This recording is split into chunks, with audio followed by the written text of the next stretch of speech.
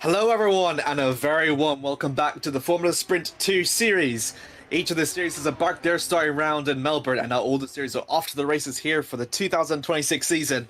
And what a way to start the season FS2 has seen. Last time round in Albert Park, the anticipation is very high here as Suzuka hosts the second round of the Formula Sprint 2 Championship, back from when it was previously hosting round 3. This time it's been bumped up a little bit higher. The cherry blossoms are blossoming, and we're away for qualifying in just a very short moment, but until then, warm-up is slowly coming over to its conclusion.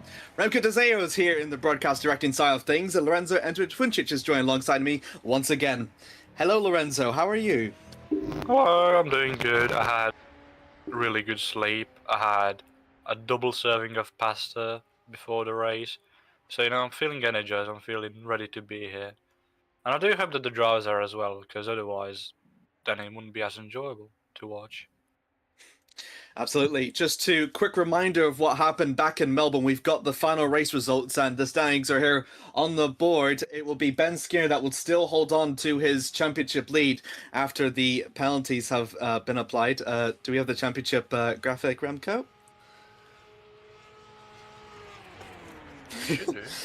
I think we should do in a few minutes. We should do in a few moments. Thank you very much, Remco. The logo is also there as it stands as well. So Ben Skinner now holds on to a 47 points, about 18 points ahead for Christian Glamcenter, who has been a bit under our noses, has effectively been the best of the rest for Fox Esports in second. VMS Sunouts Racing have one of their great starts to their season. They're both third and fourth, with Justin Smithson getting third place and De Vries taking a race win. Jonas Corrales for Priority 1 in fifth, follows with Andrea Canali in sixth, Mika Kimi in seventh, with Philip Savinsky eighth, Mark Salagi for Killer Racer in ninth, with Dan Hijek for Emerald Overdrive completing for the top 10. I must say, it's looking a really strong start for Ben Skinner. But looking for that midfield, though, between Glamstead, Van Smithson and De Vries, they're both just about 1 point apiece. And you can look at how further below, Corrales, Canalia on equal points, and Takimi just about 2 points behind, 1 point behind. I know it's the start of the race, but it could be morphing to what we can anticipate for the season. Absolutely, and the final results from Melbourne do mean that while Van der Smithson and De Vries are currently third and fourth respectively, VMS Sunedis have taken a surprising lead in the team standings following Melbourne. A team that nobody really expected to challenge for the title. It'll be interesting to see whether they can keep that title charge up for the remainder of the season. But preceding the season, a lot of the people who have been asked in regards to teams in this season felt like VMS and Edis have quite a lot of things to prove this year, as they've been in Formula Sprint 2 for 2 seasons now and have been quite underwhelming with the lineup that they have and the experience that they have. So this could be their year, but again, it's only been one round out of 16 this year, so yeah, it'll be interesting to see whether VMS can keep up the charge they've had so far. But it'll not be easy for them, obviously, with Orbit Motorsports having Ben Skinner and Kasper Kuritz, Fox Esports having Christian Glomsetter and Magnus Ockenhaug, Priority 1 with Jonas Kaudala and Craig Patterson, even McKenna Racing with Philip Chavinsky and Juho Soppanen could be in talks in there. But again, I think the grid is quite strong this year, not as strong as some other years, but overall the strength of the grid, it doesn't appear like there's little groups being separated from one another anymore in terms of skill level. It all seems much more even this time around. Yeah, I completely agree with you, and I can't think of a better way to continue from Melbourne than Suzuka, honestly. The last race winners, Ben Skinner clinched his first race win, but Sandeep Singh got his first added to his FS2 career en route to his championship last year. So it does go to show that sometimes it may reward the strongest drivers like last year, or if you look back a year before, it was actually people that got their only race win was in Suzuka. So Suzuka can really either favor strong or favor the luck as qualifying starts to get underway. 15 minutes onto the clock. Alfie Denley in the new McManus Motorsports will be starting for his first flying lap. And I must say, Lorenzo, having done this lap as well personally myself, it is so difficult to get the car placed where you want it to get here in Suzuka, especially that first sector for the S's. As here he goes, Denley navigates through turn 2 and a bit too much on, and that would, I think, slightly ruin it. Although part of the appeal for this kind of short qualifying is that the longer that you're in the track, the more you warm up the track and the more grip that you have. And that's going to be extremely important, not only just for the S's, but also for the other curves like Degner, which can be flat out, but only if you've got high enough track temps for it. Yeah, absolutely. And we see a bit of a slide there from Alfie Denley through Degner 1. But from what I've heard from the drivers, it does seem like Sector 2 is a slight bit more out of, no, well, not out of their reach, but a slight bit more complicated to them, especially because of that hairpin then. We see Alfie Denley unhappy and slightly twitching his car and displacement how he took that turn. But yeah, from what I've heard from the drivers that I've talked to, it does appear like Sector 2 is a bit more troublesome than Sector 1 is. And Sector 3 obviously is just 130R and the Casio triangle. But you also do have to nail the Casio triangle, because if you take too much curb, you invalidate your lap and possibly just launch yourself into either another driver or just into an arm coat barrier. And Alfie Denley currently is setting purple sectors, but that's just because we're looking at him currently, and you can see the curbs there, as I mentioned, on the Casio triangle. You have to be careful not to take too much of them, otherwise you could just cost yourself the entirety of qualifying or a race. Yep. Lap times have now been recorded. Cervinski is the one that easily puts onto the board. Cody Nikolakowski makes his long-awaited GPVWC debut and has been the talk of the paddock since he has signed for Mapes Vio. His presence alone has, well, put the analysis believe that he could be championship contender. And look at that, a really good placement for Lakowski as he punches himself up into third. Ben Skinner, surprisingly, all the way in seventh, even though that he claims it's one of his favorite tracks. So he's struggled a little bit on his first run, but definitely potential there. Casper Kurt's been very strong for the last race as he clinched both fastest laps from last time round. But Philip Cervinski, very good run for himself as he takes provisional pole with 10 minutes left to go. He does, and Philip Cervinski, I think he's going to be one of the main contenders this season for the title, alongside obviously Kasper Kuritz, Cody Nikolakowski. Ben Skinner currently in 7th, but it's only been just under 10.5 minutes of qualifying, so I think we can expect to see Ben Skinner improve. And Victor Bernat, who has just gone up into P4, I think he's a bit of a underdog. Well, just not just him, but the entirety of Scuderia Freccianera. I feel like they've been overlooked quite a bit following the season. And obviously we saw Victor Bernat unfortunately double DNF in Melbourne, but his teammate Andrea Quinaglia currently does sit P6 in the standings, so there is quality in that team. It's just a matter of executing everything as best as they can to possibly put on a surprise. And I do think that Freccianera this season will be one of the surprise teams. As we see Craig Patterson here, who I also think him and his outfit of Priority 1 Esports will be a bit of a surprise package this season. Obviously, strong lineup, but not touted as title contenders. I do think that they could be in with a shot if luck goes their way. And we mentioned Andrea Quinaglia a bit earlier, currently in P23. He has improved in Sector 1 and Sector 2. He has done so in Sector 3 as well, but only good enough for P13 as it stands. Yep, as you said, Freccianera sometimes have been overlooked. Victor Bernat has been a bit unlucky. Come from Melbourne to X out pointless despite being in point scoring positions. Manny Candad scored just 1 point in Albert Park and he punches his ticket up to 21st, just shy of the top 20 at the moment. Domenico Scarpelli makes his return to FS2 after clinching the Constructors' Championship with Sandeep Singh last year. Juho Soppanen has seen pretty strong, but back into the pits that he's doing much better than he has done back in Albert Park, which is a good sign for McKenna Racing to follow with Cervinski holding on to that provisional pole as he goes on for his outlap, and Curtis and Lakowski all out on track at the moment. Bernat into the pits, Skinner is still out, he improves to 5th, Corolla in 6th, and still got Yunt, Hakimi, Hijack, Okenhag, Salagi, Youngstra, Kinalia, Glamsetter, Vandersmissen are your top 15 so far with 8 minutes left to go. Yeah, very strong top 15 currently, but I still think there'll be quite a lot of shake-ups in there. Apologies, I do think that we could still see a couple of drivers currently outside the top 15 breaking. Obviously, Craig Patterson is right there. is only 200ths off of Justin van der Smissen in P15. David Ree had a very strong qualifying in Melbourne as well. He could repeat that this race, apologies again. Amir Hazik is also fairly close. Juho Sopanen is right there as well.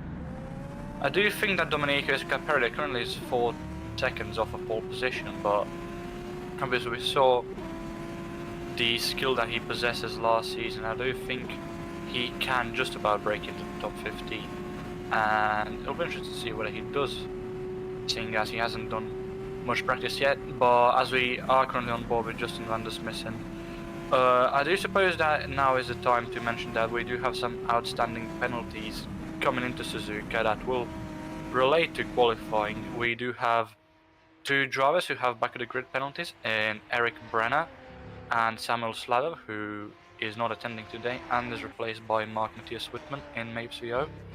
Faiz Jonkra has a 6th place grid penalty, Ayman Asabir has a 3rd place grid penalty, and Yunus Karola, very fittingly that we're looking at him right now, 12th place grid penalty. So he is currently P6, although he has gone green in Sector 1. If he does finish P6, he will be demoted all the way down to P18.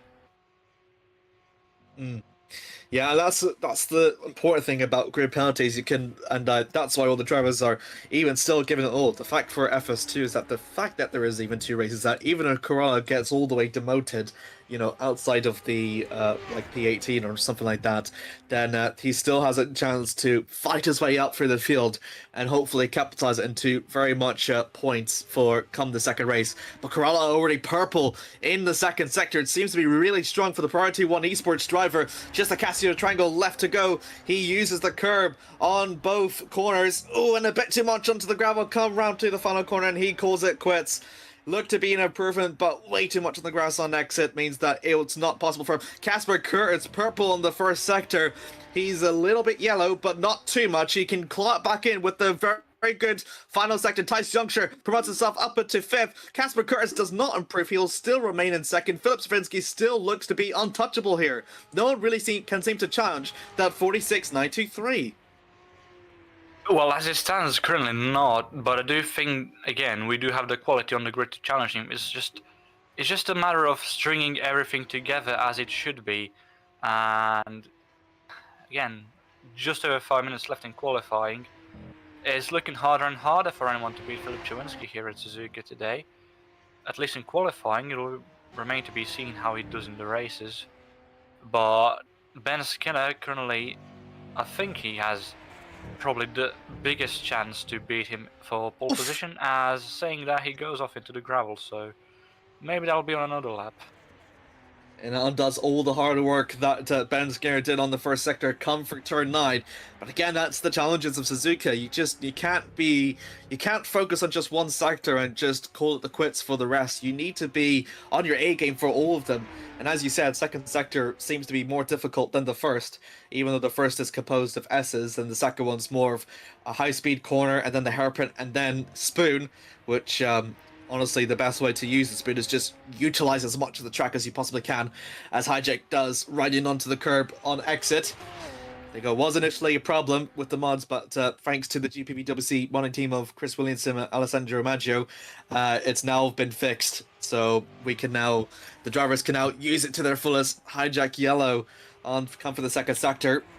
If a strong final sector could be enough to punch the Emerald Overdrive driver to higher places, but time will tell. That's De Vries making an improvement up into 16th. Dan Hijack is actually displaced, I believe, by, I think that was Hakimi, and Glamsetter punches himself up into P8. And a pretty good lap there from the Fox Esports driver. There is Hakimi. He's now making over for his lap. He's yellow throughout all the sectors now, and he will still remain in 11th for Elk International. Yeah, very good laps we've seen so far. And Magnus Hockenhauer gone another one as well. I don't think he has improved his lap time and has only gone up by 1 place into P13. But I mean, look at how close the grid is to get a top 20 are all within 1 second. And Casper Kurtz improved. I just realized he's only 100ths off. I've realized. So he went across the line, he did make it improve, and he's just at breathing room of Savinski, so Savinski's pole doesn't seem to be invincible. Kasper Kurtz definitely has the facilities to take pole position away from the Polish driver, but he's running out of time though. And we do have to remember, Kasper Kurtz does have a free place grid penalty, so even if he does take pole position, he will start from P4. The same goes for Jonas Karel. If he gets pole position, he goes all the way down to P13. So if Filip Czerwinski gets beaten by either one of them, or by Faiz Yongsha or Ayman Asabir, he will still keep that pole position.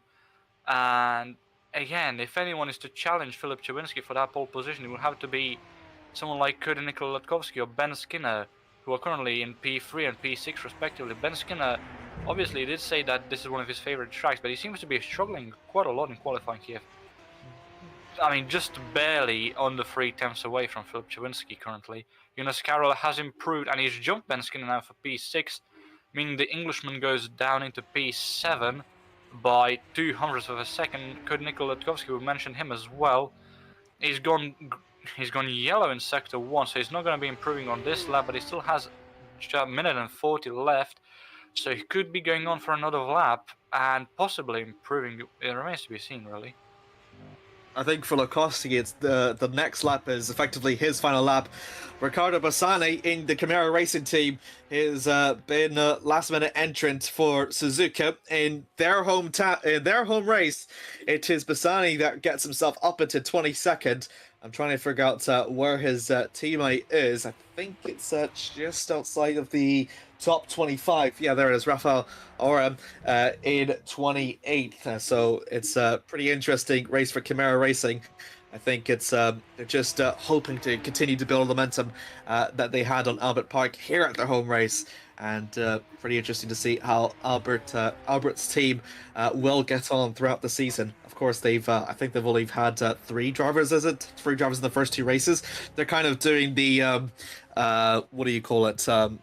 The FG team strategy for the season. I'm sorry. We did have a similar situation quite a long way back, where I think it was YTF1 and was it Super Lights that had almost an entirely different lineup every single race. Although I could be quite massively wrong. Oh my word! Ben Skinner, he's gone off at the Casio's triangle. He was purple in the middle sector. Oh no, that could have been enough to punch himself up even higher. But the spin means that it is over for Ben Skinner. The time is running out. And that is qualifying over and done with Mika Kimi. Spins around, come for the chicane. It looked to be an improvement, but that will be over and done for the Malaysian driver. Filip Savinski goes for across the line. He does not improve, but for now it seems like he holds on to pole position. Does look like it, but Faiz Yongsha here, he did go yellow in Sector 1, but he is purple in Sector 2. Could he have somehow found the time he lost in Sector 1 in Sector 3? Can the Dutchman possibly get a surprise pole position? No, he can't. He pulls off into the pit lane. And Nikola Latkovsky, he does not improve either, so he's going to be in P3, well actually P2, seeing as Kasper Kurtz had qualified him, and he does have an outstanding grid penalty. Andrea Kinaya, he's gone green in Sector 2, but yellow in Sector 1, so he's 2/10 down currently. Will he finish the lap? He will. Will he improve though? That's the bigger question. And he goes across the line, does not improve, stays in P15. And I think that's everyone who could have possibly done their laps, and they've already all done their laps, I think. I think there's no one left on track.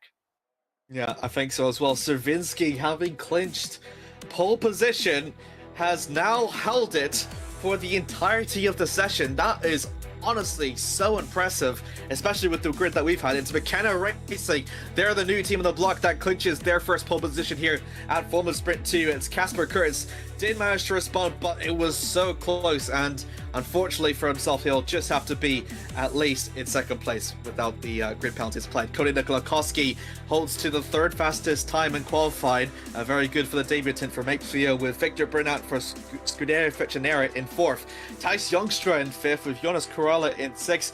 Ben Skinner, the championship leader, down in 7th with Christian Glamsitzer in 8th. David Junt in 9th, and Mark Salagi completes for the top 10. So Aquila Racing 9 and 10 there. Falling through, over to 11th, it is Mika Hakimi for Oak International, 12th for Craig Patterson, Dan Hijack in 13th with Magnus Ockhaug in 14th, Eamon Asabir in 15th with Andrea Canali in 16th, David De Vries in 17th with Amir Hazik in 18th, Manamani Kanda in 19th, and Justin van der Smissen in P20. VMS Sun edits the current championship leaders in the constructors suffering. 21st for Alfie Denley from McManus Motorsports beats Riccardo Bassani for his debut in 22nd. Yo Salpin in 23rd beats Julian Rusnevich for GPVWC Academy in 24th. Mihajlo Vincentjevich in 25th. Dominic Scarpelli in 26th. Leia Petrai 27th. Rafael Oram in 28th. Mark Mateus Witzman in 29th with Jonas Lepet completes over through to the, actually it was the top 29 that set laps. So Hanko Mebus and Eric Brenner also did not set laps. Yeah, so we'll have, again, as we mentioned before, there will be a couple of drivers dropping compared to their qualifying position. Casper Kuris, he did qualify P2, but with that 3-place grid penalty, drops down to P5. Faiz Youngstra with a 6-place grid penalty drops down to P11. It is also Ayman Asabir dropping by 3 places, if I remember correctly, from P15 to P18, and Yunus Kaurala from P6 will be dropping down to P18 with a 12-place grid penalty. So again, qualifying is over, but there will be still a reshuffling of the grid as we see something did happen in the server, as we now have a double Ben Skinner. Yeah. Ben Skinner has, I think, momentarily left the server, but he has rejoined it. So that's why if you were wondering why I was misreading the numbers, we do have a full 32 car grid, but one of our drivers did leave. So R Factor 2 kind of bumps up the drivers by like 1, since one driver is there and shares It's a great game. Place. It is a great game. It's been a fantastic game ever since its inception in 2013. It's made, but ever since then, the qualifying is over and done with. 16 laps of a feature race is going to await us, and until then, we've got a very quick warm-up session en route to the start of racing here at Suzuka. And with the warm-ups going away, well, what do you like to talk about, Lorenzo? I mean, we could mention potentially the small couple of drivers who have not been with us in Melbourne that are with us today here at Suzuka. There are a couple. We've seen them already. Some we've already briefly mentioned, but now that we have a warm-up on here, I feel like it's an appropriate time to give a bit more spotlight on them in case that they don't get enough of it in the race.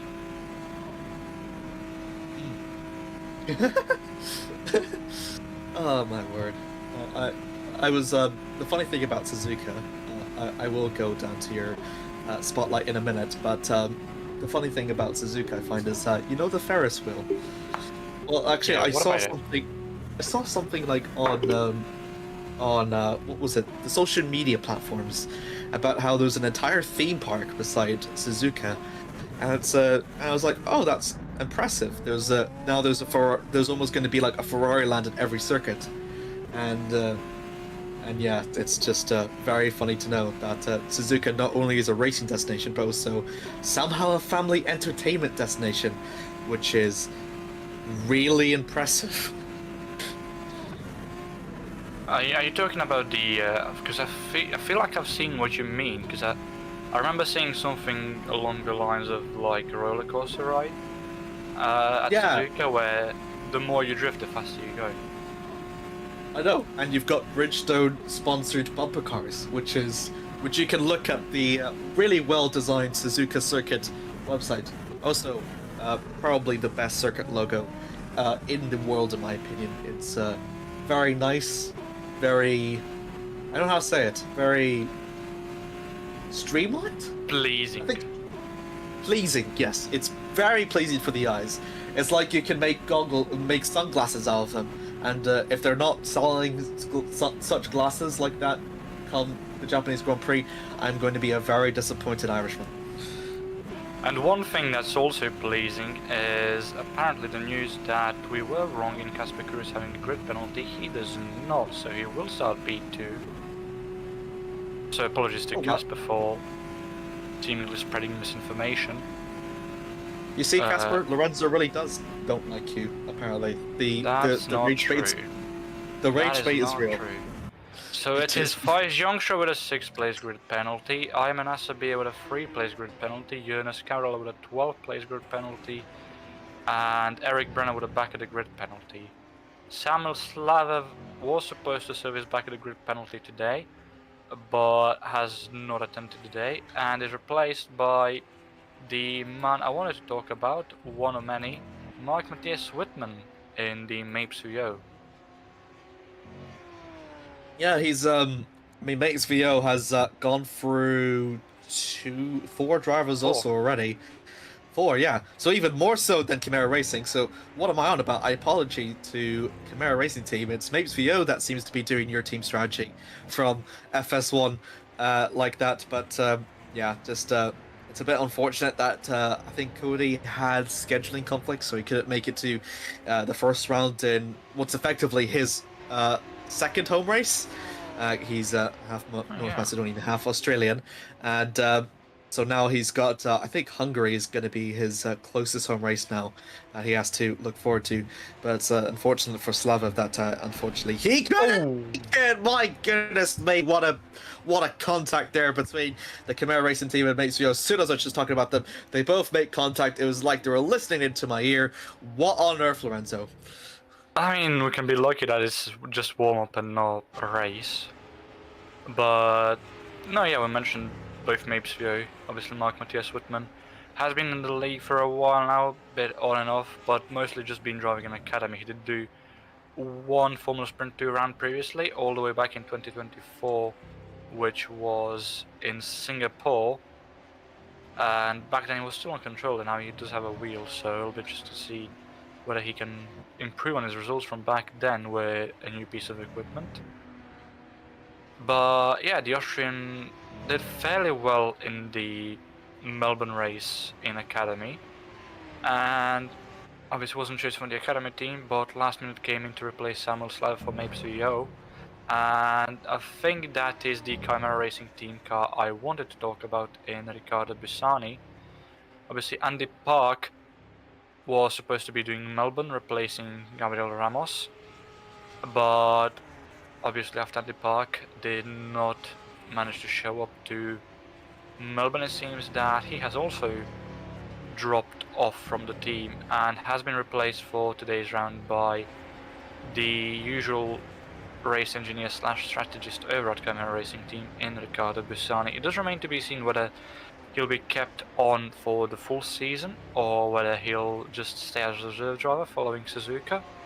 But for someone with, from what I've heard, not that much experience in R-Factor 2, to be just under a second off pole position in qualifying against a fairly strong driver in Filip Chawinski, it doesn't seem that bad, but again, that's only qualifying. We do have 2 races to see how Bissani performs. And obviously there is 2 Academy team cars this race. Obviously one was missing last round in Melbourne. It was Manu Manikandan and supposed to be David Granville, but following personal reasons David Granville was not able to show up and a replacement was not found.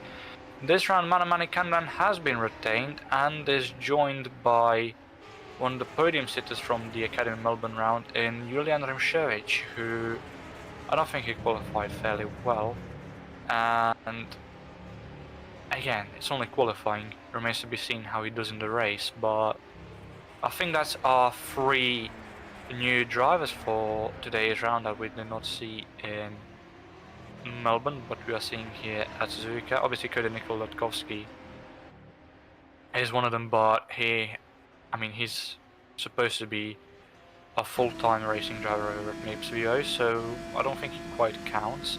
Domenico Scarpelli, actually. Domenico Scarpelli is another one. He was not supposed to drive at all this season, and he said so himself. Wow, I'm slurring my words. But he said himself he was not supposed to be driving here today, and was called up again last minute to replace Shimon Kanda, who did not compete in Melbourne due to technical issues, where I think it was his game, but I'm not quite sure what he's missing for Suzuka, and yeah, it's unfortunate to see Shimon Kanda miss 2 rounds already coming into the season, but at the same time it's also nice to see Domenico Scarpelli back on the grid, and I think those are our 4 new drivers, or well, quote-unquote new, for Suzuka. New for this season, I can definitely attest for sure. But I must say, Lorenzo, absolutely happy we've got a 32 car grid, especially for a track like Suzuka, to host for the second round of the Formula Sprint 2 Championship. And honestly, cannot wait for what sort of racing we can see before us. It was a little bit hectic last year, a little bit of carnage and a bit of crashes and a bit of mistakes. But mistakes happen; they're part of racing. And well, I just hope it's. I think since everyone's a bit more attested to the cars, I can definitely assume and have my faith in the fields that it'll be a little bit more. I think cleaner and exciting come through the race, well, the feature race for the 16 laps and also for the sprint race, the 13 laps as well. I think the thing is that Suzuka's just not only like it's really demanding for you need to be in your aim game for all 3 sectors, as I said before, but it's also a little bit narrow as well. Of course, it does benefit cars like FS2 because they're short in length and width. In fact, the shortest compared to all the career ladder options that we have here at GPVWC, but still, it's it's a little bit so and so. We can see cars comfortably maybe go 2-3 wide in various sectors, but it just there's usually like one good line for most of these corners in Suzuka, which is it's almost like a fight and then it stops, but then it's like starts again with the DRS. And then it starts, and then it stops, and then it's a little bit like a stop and go, effectively. Oh my goodness me, Jesus! He's managed to calm it down. Well then, Dommy. And we did see Domenico Scarpelli there, and one new thing again that we didn't mention for this round is McManus Motorsport's new livery. They did have a different livery from Melbourne, and they brought out what appears to be their full season livery this time around, and I quite like it, honestly. It reminds me a bit of a high-tech from, I think it was a couple of years back, can't remember how many, but it's quite nice, I know what livery you're talking about. It's the one, and that is Stanley just having a bit of a trip to the barriers before the start of the race. Ben Skinner holds on to a very good pace, though.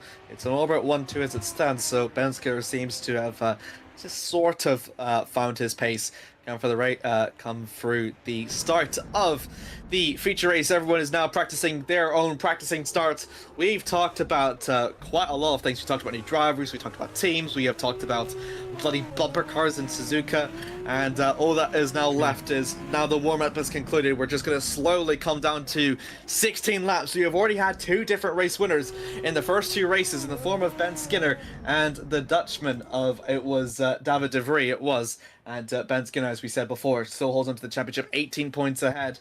But in the team's VMS Sun, and that's even though that they're outside of the top 20, I believe, but they still hold on to that Constructors League. They could lose that quite easily to Orbit or even Fox Esports. Fox Esports has done pretty well in all things considered, but Ben Skinner and Curtis, that squad definitely seems to be the one that can sense the challenge up forth to retake that. Another interesting thing as well is that aside from Fox Esports, 4 points behind them, Priority 1, they're in 4th. That's a really good start from them that they had from Albert Park, especially with Jonas getting 2nd place.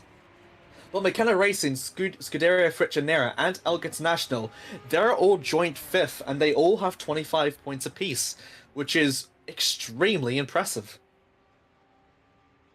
It is impressive, and obviously McKenna Racing and Irish outfit. We have 2 Irish outfits this year, and obviously McKenna and Elk International, and obviously today is St. Patrick's Day, so nice little gift by Philip Chawinski for Nova McKenna to get pole position. Will be interesting to see how the Irish outfits do today, whether they impress their team owners with their results as a bit of a present for today, or whether they let them down. Hopefully the former, for the sake of both team owners. We'll see if the luck of the Irish could benefit either both teams or just even one driver. I think Savinski getting pole position is kind of proof that Irish luck does indeed come true. So I believe Nova McKenna's smiling behind the screen as I said that, because St. Patrick's Day is indeed a very fun day for all people in Ireland. Literally everyone. Like, I enjoy it as much as she does, I'm pretty sure. That is it. The qualifying has concluded. The warm-up has ended. We're going to slowly go down to the start of the feature race for the second round of Formula Sprint 2 this year.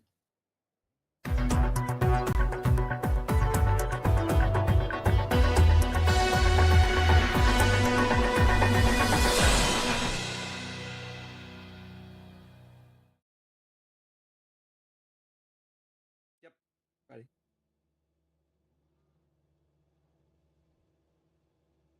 Well, the grid is slowly starting to form on right before our eyes. Well, this is the usual time I say to you, Lorenzo. Do you have any predictions for what can we expect here at Suzuka? Good racing, at least I'd hope so. You mentioned yourself that there's parts of the track where drivers can feel comfortable going 3 wide, but again, as strong as the grid is, I do feel like there's going to be less courageous attempts all around the grid, because quite a lot of the drivers are still fairly new in the league, and I don't think they'll try anything stupid to risk either good points, good positions, or just in general their reputation. So I feel like the racing is going to be more cautious towards the back, but not as much in the front, although I still think that quite a lot of the moves will be done on the 2 straights that Suzuka has right before the turns that precede them. McKenna Racing previously got their first podium. They were the first of the new teams to have clinched a podium this year, and this time round it is Filip Savinski. He comes around and he takes his first pole position of the season, and for McKenna Racing, as he's on to first with Kasper Kurtz, a very strong for him. He's taught in second place. Cody Nogakowski in his debut, he'll be third. He's followed by Victor Burnett for Frechenera and in fourth. Ben Skinner, the championship leader for Orbit Motorsports, is in fifth, follows through with Christian Glamser to complete for row 3. David Yacht and Mark Slaggy makes it all Aquila Racing, row 4. Through over to P9 is Mika Hakimi for Elk International. Thijs Youngstra suffers through the penalty. He's over in 10th for Emerald Overdrive. Craig Patterson, 11th, follows through with Dan Hajek. Emerald Overdrive 10th and 12th. Magnus Ockenhagen P13 with Andrei Canali in 14th, David De Vries in 15th. Sionor Corella is the one that suffers for the penalty as he starts in P16 for Priority 1 Esports. Eamon Assetbeer with a 3-place grid penalty for Elk International starts in P17 with Amir Hazik for a performance in 18th. It's Manamani Kanda breaks into the top 20 with penalties applied as he's beaten by Justin Van der Smith in the P20 for VMS on edits. Alfie Denley, the highest of the McMasters, in 21st with debutant Riccardo Pisani for Camera Racing in 22nd. Juho Soppinen for McKenna Racing is 23rd with Yulin Rasmus for GPVWC Academy in 24th. Mihailo Vincentievich is the highest of the ST Racings in 25th with Domenico Scarpelli in 26th, with Leila Petrelli in 27th for Hunter Birch Simulation, with Rafael Orem in 28th. Mark Matthias Whitman is the new driver for Matesview in 29th, with Jonas Leppert falling for a long sign for row 15. Hansco Meebus in 31st follows with Eric Brenner. They're the only two that didn't complete their laps, along with Jonas Leppert. That's the grid sorted for all 32 cars. We got someone starting into the pit. I believe that will be Eric Brenner. Oh, slowly changed. No, there's 2 white cars. I think that. Oh, there's. Yeah, that is 3 cars. There's 3 cars in the pit lane. One of them looks like a McKenna, and then obviously one of the Hunter Birch is also there, but I can't see who the third car behind the Hunter Birch is, and. Okay, that's a little bit. That is Eric. That is one of the Chimeras. That's Eric Brenner. That is, I'm not sure who that is, to be honest with you. It says like maybe Leppert, Meebus, and Brenner, but we'll see. The lights are going to come on here for the second round of the FS2 Championship.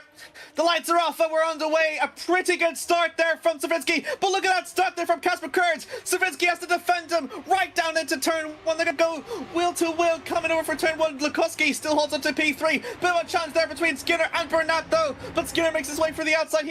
He gets himself replaced, and here they go, navigating around for the S's, all into single file, almost. A bit of an overtake we can see there in the background, though, as Salagi holds on to 10th place as he just defends himself from Nika Kimi. A little bit of pressure applying over to hijack that gap between the Emerald Overdrives, just splitting off a little bit, but still going to be for lap 1. Very, very clean, I must say, Lorenzo.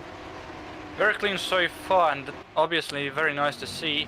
And Filip Czernyski immediately swerved to the right to defend from the very strong side of Kasper Kuritz, and it's worked so far. He's already got a bit of a gap going for him, but it's only lap 1, and 4 attempts doesn't have to mean anything. As we see yellow flags in sector 2, there might have been an incident somewhere, and we did see Justin van der Smissen drop a place, so maybe he is the driver who was involved. The yellow flags are clear now, and we return to our fight in the front. Me, a tank slapper! Whoa, from Lakoski. He goes wide. That's going to allow for Ben Skinner. He gets himself up into the podium place within just 2 corners. But Lakoski will have the slipstream. DRS is not available just yet. And remember of the 7/10ths as well is what's needed for that DRS. Another yellow flag in the second sector. Ben Skinner down for the inside of 130. Lakoski is going to try and hold it to P3 for dear life. He's going to try and hope for the Casio triangle. But he's late earlier on the brakes and decides to fight later on. Ben Skinner up into P3. Lakoski down the floor for that mistake coming through Spoon. But looking up ahead, Kasper Kuritz and Finsky gonna be, look at this, Finsky weaving, tries best to defend from Kuritz. Kuritz is gonna have a look down to the outside, heading over turn 1. Lakoski is gonna try to do the same with Skinner. Kuritz side by side, wheel to wheel, but Finsky still holds onto the inside line. Switch back by Kasper, down and through, coming up to the SS, and Kasper makes it. He takes the race lead in lap 2. Amazing move by the Estonian there, and Filip Czernyski was basically a sitting duck following the exit of turn 2, and we see yellow flags marked, Shidaiji dropping down, and I think Dan Hayek is as well. Craig Patterson in the back dropping down as well, Andrea Kinalia involved as well. Julian Rimshevich seems to be involved as well. So something has happened in the back that we didn't manage to quite see very well enough, and I think everything is clear now. But Craig Patterson, does he still have his front wing? He does. No, he does. We have to look at the. I think he does. We have to look for the replay though, because this was coming over almost 3 wide. That was ahead of them. That was extremely impressive. And they all managed to go for one. Craig Patterson just goes sideways out for turn 2, and does rejoin. He rejoins perfectly fine. That's a spin from one of the Killer Racings and Craig Patterson, and that was Kinalia both touching. And unfortunately for Craig, he comes off worse. So this is with Salagi. He's trying to catch up to Hakimi. It was coming over through to the. Oh goodness me! Oh dear. That's he didn't lose his front wing, which is good. But I don't think Salagi was expecting the Elk driver to go that slow. And unfortunately, that means that Mark drops down the order. Yeah, that was definitely an odd one, as we see Salagi now riding the curb on the outside of 130R, trying to get past Ricardo Pisani, and he's not been able to do it just quite yet, but does have the inside line here for the final turn and does do it. As we see in the front, Ben Skinner has been overtaken by Nikola Latkovsky for P3, so Skinner currently struggling, and we see there is some debris on either side on the grass outside of turn 2 and on the lead up to turn 3, so there might have been another incident somewhere that we didn't get to see because of the replays. As we see yellow flags in sector 1 again, so sector 1 seems to be troublesome for quite a lot of drivers in the back, and we see Mark Matthias Wittmann is in the pit lane. Do we have any retirements so far? We will see once the graphic moves down a bit more, but I would not be surprised if that is the case. Julian Rimshevich is in the pit lane. I'm not sure if Brenna has retired or not, but time will tell. Now, as Asabir dropping down for the order as well. So, again, just completely hecticness here. And it's still only going to be lap 3. Another yellow flag coming over through to the third. Another one in the second sector. That will be Kinalia dropping as well. A bit of a touch on the grass there from, I think that was Juho Soppinen. But still all good as it is. Kasper Kuritz still holds on to lead. He's pushing away a bit from Savinsky, coming over to nearly a second away from DRS range as well. And Lakoski can't even use the DRS as well against Savinsky either. So that's how we see that intense battle between Lakoski and Skinner allowed for Bernat, Glamsetter and Youngstra to all catch up. And again, It's still only lap 3, and look at this. Ben Skinner going to try to respond against Lukowski once again. Heading over through to the Casio triangle. Lukowski's going to hope to start the door on him. Ben Skinner uses a bit too much curb to unstable the car a little bit, but all is good, and he still holds on to P4. This time going to use the slip tube and the DRS in hand here for the start straight. He's going to look down through the inside heading into turn 1. Lukowski is going to look for a wider line, but he's too far back to make a move to respond to Ben Skinner. So Ben Skinner retakes P3 again, Lorenzo. Lukowski couldn't have done anything there to defend from Ben Skinner. He didn't have the DRS off of Philip Chewinski, and Ben Skinner had both the slipstream and DRS, and that combination we saw in Melbourne how strong it is.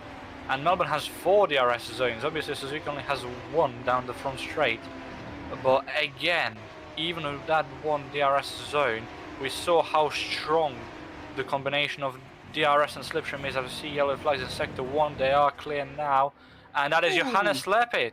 Johannes Lepid without a front wing, so something did happen to the Swedish driver, and he is out of the race. And what exactly happened to him? Was there any contact with another driver, or did he just lose it on his own? We'll have to see. Or it could be a response. It was a contact with one of the Camera racing to help. That might have been Oram, I believe, as he was battling with. I think that might be. Oh, I'm not quite sure. I think it might have been Petralia. Too much onto the grass. Tries to correct it, and I don't think Jonas Lepid kind of saw him going off grass. And then as soon as the Camera Racing tried to correct it, then unfortunately Lepid couldn't really go anywhere. So unfortunately there for Jonas, he's our first retirement of the day, I believe. He is indeed. I don't think we've seen any other retirements so far. Unless... No, Riccardo Bissani is another retirement, so something has happened to Riccardo Bissani while we were looking at what happened to Johannes Lepid. And I don't think we have quite the time to check what happened, as we see Alfie Denley now spun round. Oh my goodness me, Denley is going to try his best to recover and keep his car pointing in the right direction. He does so, as he was a little bit eager on the front on the grass. That completely spun the other way around. Unfortunately there for Alfie, he has dropped all the way down to P24, which is so unfortunate because he's had a really good race so far.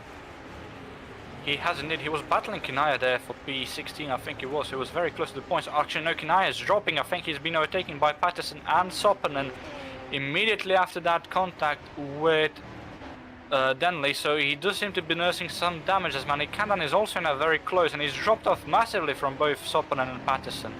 So Kinaya, I think he's ruined his chances at points a little bit there by, from the angle we saw it in, quite eagerly defending from Alfie Denley, and now it does look like he's hosting some suspension damage with slowing him down, and we see yellow flags again. That is, oh, that is what someone's spinning in the background.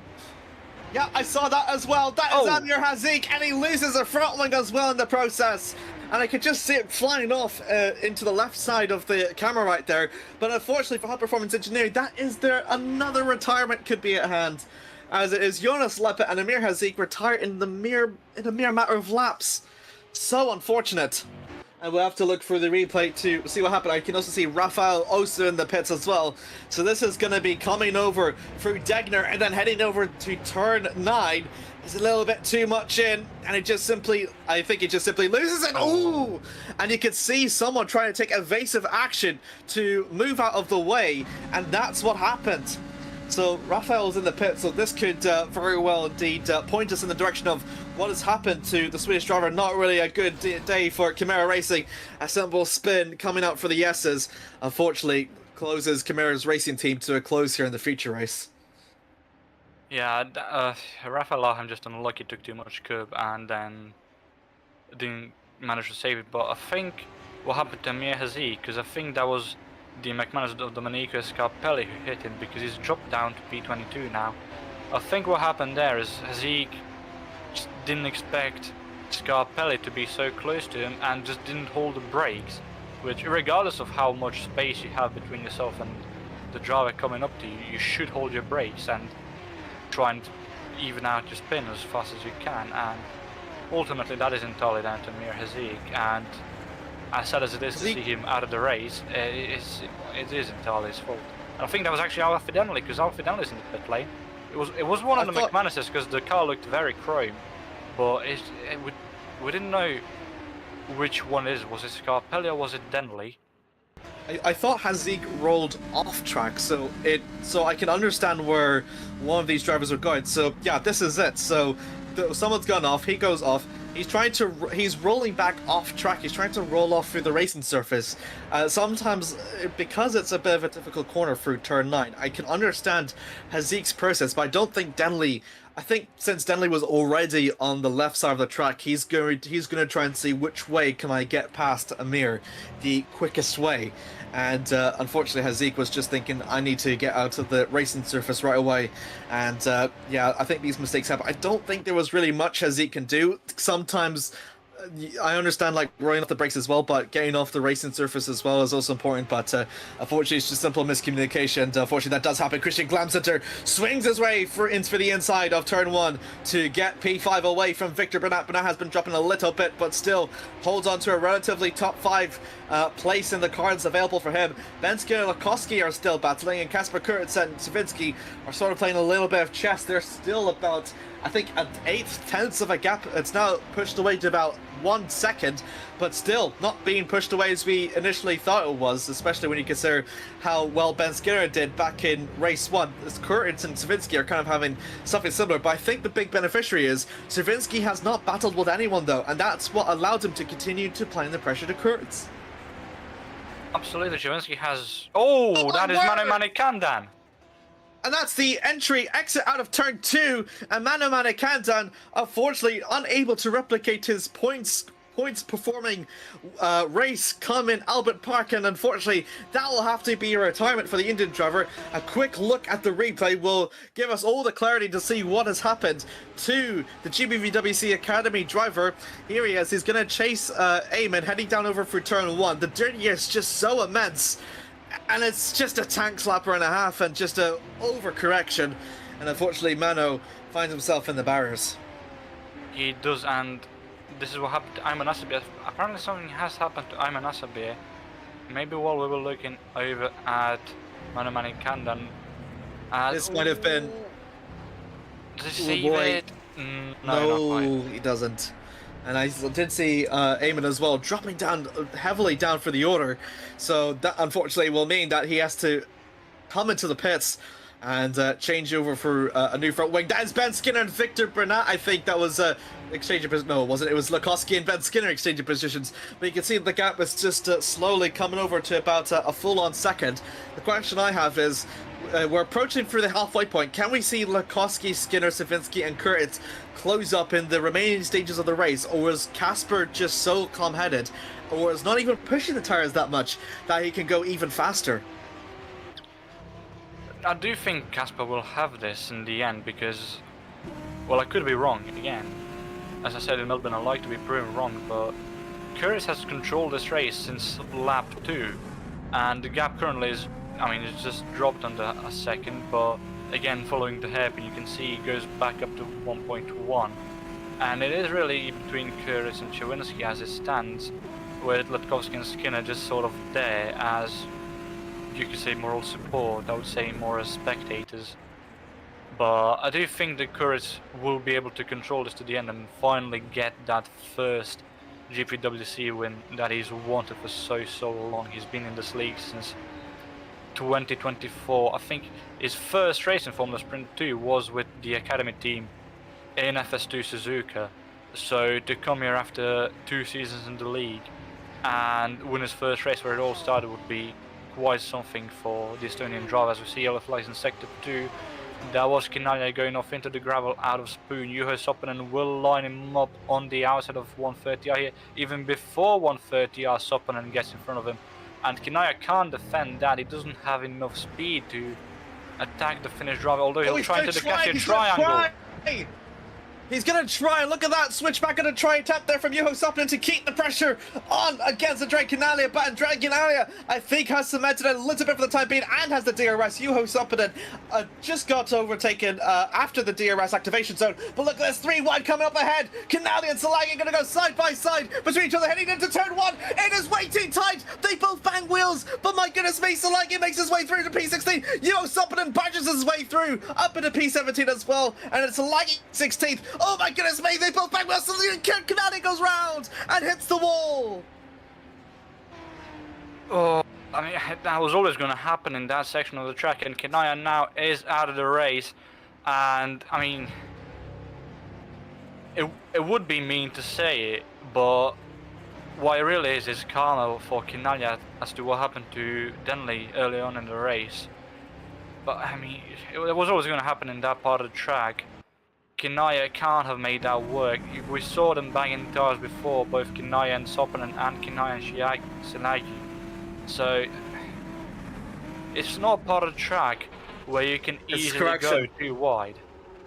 I've realized he was trying to correct it mid-corner, but the thing about going side by side is that you're steering to be completely on point. Your car control has to be completely on point, and if it's one bad miscorrection, that's it. It's done, and that's what we've seen with Canali, unfortunately. So unfortunately, well, really not his fault. He was just trying to make his car steer the right way, but Juho Soppinen was there and he was in a presence in a space where Canali needed to correct it. And unfortunately, that's he has to retire, unfortunately. So big shame. And we're down more cars now. Thijs Youngstra swings his way around for the outside against Christian Glumsetter. Up into P6 he will go. That was one of the GPVWC Academy cars. I think that was Julian went into the pits and is just waiting for the cars to swing on past, which is perfectly fine indeed, but yeah, he's been suffering a little bit. Dan Hijack, I think it was, and David Avry were in the midst of a battle themselves. They're slowly kind of catching up between each other. De Vries has actually done pretty well, and Van der Smissen, because they're both outside the points, and now look at them, they're in P12 and P14 respectively. Yeah, Van der Smissen has gone up 6 positions, De Vries up by 3, so as we see yellow flags in Sector 1 again. It seems to be a recurring theme in this race that we see yellow flags in Sector 1 every so often.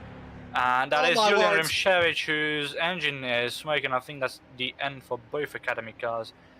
So we've had a double retirement from the Academy team, from Chimera, and from Hudfons. And that he's overcooked the engine. Because in GPVWC Academy, there's no real mechanical failures, but if you misshift in FS2, then it's the mechanical damage. So if that's what it is, then unfortunately, yeah, that's really sad, because you can see, look, he's not even going full throttle, so his engine is clearly damaged or overheating, and he's trying to maybe cool it in some way, shape, or form. But here we go. He now goes full throttle down to turn 3, so he's back into racing. So no, he's just waiting for the cars to go on past. What am I saying? But this is going to be coming down through to the S's, and this is where he had that issue. He goes into neutral. He goes into neutral. Yeah, there you go. And in Academy, that you can't. They won't allow you to do that. The game won't allow you to do that. But here in FS2, they will. And that's just very unfortunate. Hunterbird Simulation, this is Eric Brenner heading into turn 1. It's, we'll see what happened to the Norwegian coming over through turn 2, goes off and can't really correct it. And just simply hits the wall. But does continue on racing though, which is good. Just a little bit of navigation, just so you know if the cars are, in the path. And yeah, that's perfectly fine for the Norwegian. Just unfortunate just to win a bit too wide coming for turn 2. But that does happen whenever you just carry too much speed, however. Oh wow, Lukowski's caught up to Savinsky. Yeah, well, we were looking at everything that's happened in the back, in the front. Lutkowski has caught up to Szawinski, and the gap is 4 tenths. So while he won't have DRS on the back straight here over the bridge, he will have DRS on the front straight if he can keep this gap as is. And look at the interval gaps, he's peeled away so much from Ben Skinner, so either Ben Skinner is saving, or Lutkowski just has that much more pace over the Englishman. And the gap is now 1.6 seconds to the car behind him, but the Macedonian only 2 tenths behind the car in front. So now we're talking about how Courage might bring this across the line in the end. With 5 laps to go, well, crossing the line will be 5 to go. Lutkowski might be in for a late charge for the win here, especially as we see in front of Courage, there seems to be a lap traffic. Could be possible. Lap traffic it could well truly be possible. It could be relatively possible. Here go Cody Lukoski, gonna make his way down into turn 1. Easy before you do it, right into turn 1. He clinches P2, and now he's got Curtis on his hand. Thijs Jongstra and Glamset are gonna go side by side once again. If Ben Skinner is really trying to conserve it, then Victor Bernat has caught up behind Ben Skinner, and there could well and truly be a possibility that Bernat could even overtake the Englishman for P4. So again, anything can really happen. Still lap 12 out of 16. Curran still leads by his Lukoski. He's trying to bridge that gap between himself and Casper. The gap is now slowly narrowing down. Lukoski just needs the magic number of 7/10 to use the DRS to be even closer to the Estonian, and could deny the Estonian his first race win here in Formula Sprint 2. And that gap is already below 7/10. We saw entering the, well, it's just barely above 7/10. It's 0.72, 0.71 now, going down the lead up to the Spoon. And I think it'll be below 7/10 as he gets past Spoon. And I think Latkovsky might not be in for a charge for the lead on the next lap, on the next front straight. And he won't be. The gap's increased by 7/100ths through Spoon, but I do think in the next lap or two Kuris will have to be careful behind himself, as obviously Latkovsky doesn't seem to be content with just P2. He does want that win, but so does Kuris. He's been longer here and he's not won yet, not just in FS2 but in general in the career ladder. Kuris has not been able to be on the top step of the podium yet, so will be the quote-unquote veteran of GPWC here, getting his first win after 2 years, or will it be, well, the quote-unquote new chart in FS2, getting his win on debut? Jongstra and Glamsetzer once again swapping positions, and these two have been continuing to fight over for P6. That it's actually invited Kerala into the mix. He's also done pretty well as well himself, as he's punched his way up into 8th place. Another yellow flag come for the first sector. That has always been a recurring graphic. It's almost, well, it's not, well, it's, oh my word, that is Eric Brennan once again out on the outskirts of turn 1, but does rejoin. And then another graphic to signify yellow flag in the second sector. But we have a little bit of a break in racing action that we can see the replay of the Norwegian heading into turn 1 without the DRS. Just a bit too much speed coming through, and then just simple touch on the brakes on the curbs, I think, is what simply spins Eric around, unfortunately. So he's still racing, which is still good, still holding on to P25. But look up ahead, that gap between Kurtz and Lukoski has closed down still. I think Casper kind of knows he has to put his foot down, but Lukoski seems more and more composed. He is away from any pressure from Savinsky, away from any pressure from Skinner that he fought for the entirety of the first half of the race.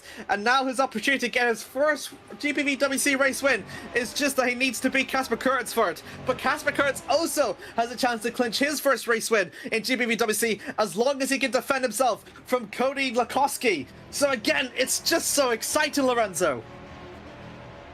But while we're looking at the front, something did happen in the midfield. Dan Hayek won the Emerald Overdrive, so his teammate Thijs Jongstra, currently P6, doing very well for the American outfit. But the Czech driver out of the race, so something did happen to him, and we see the gap, currently 5/10, and there's nowhere on this track until Spoon for Latkovsky to attack. So I would very much like to see what happened to Dan Hayek, because he just disappeared suddenly. There was no yellow flags, no nothing. Was it a disconnection for the Czech driver, or did he just make a mistake on his own? Leading up into Spoon. Through to, it is leading up to Spoon, so we'll see which theory is right. And that seems to be another simple loss, and very, very heavy contact with the barriers means that the Emerald Overdrive driver retires. We've got about 24 cars left onto the field at the moment, and looking over for the last laps between Casper and Cody, the last lap times was 47.961 and 47.978 respectively, so they seem to be barely on equal pacing, but Lukoski just seems to have the edge. He really seems to have the edge, and he just needs that little bit of edge because the DRS can just simply carry him for the rest of the fight a bit. It can, but again, he's been there. It feels like, to an extent, it feels like Latkovsky could have already attacked if he wanted to, but he just stays back. It seems like he's trying to play some sort of mind game with Courage telling him, I'm here, I can attack whenever I want. When do you want me to? And it feels like Latkovsky is trying to slowly lull Courage into a sense of security. So close! I wonder if that might have been a defense on Casper. I'm not quite sure what that was, but the DRS is activated for Cody's hand. He's got a chance to take the lead of the race here, and he does so with a bit of contact there between Casper and Cody. Casper immediately follows on through and stays behind him. He's going to try and look over to the inside for turn 2, but he's not quite close enough. Cody, for the first time ever this race, takes the race lead with 2 laps left to go. Can Casper respond, or is it Cody's time to shine here? Oh, it'll be interesting to see how this pans out in the next 2 laps, and we already see the gap Latkovsky has built on Courage is 4/10ths already, and it's only been sector 1.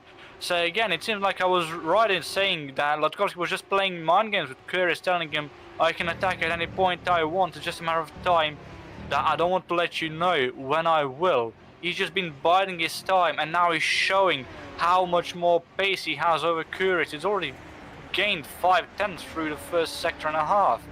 Over Courage, so again I think Latkovsky, unless a massive mistake is made on his part, then he might just be able to pull this off. But again, Courage, even though he's already 5/10ths behind Latkovsky, he's still in the RS range, so he will have 1 more attempt down the front straight to attack, although it does seem less and less likely with every turn. The gap is now already 6/10ths after Spoon.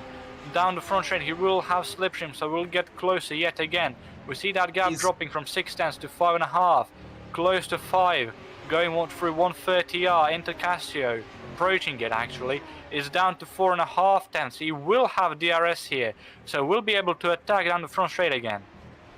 Yep, coming down to the final lap. Cody goes a bit wide.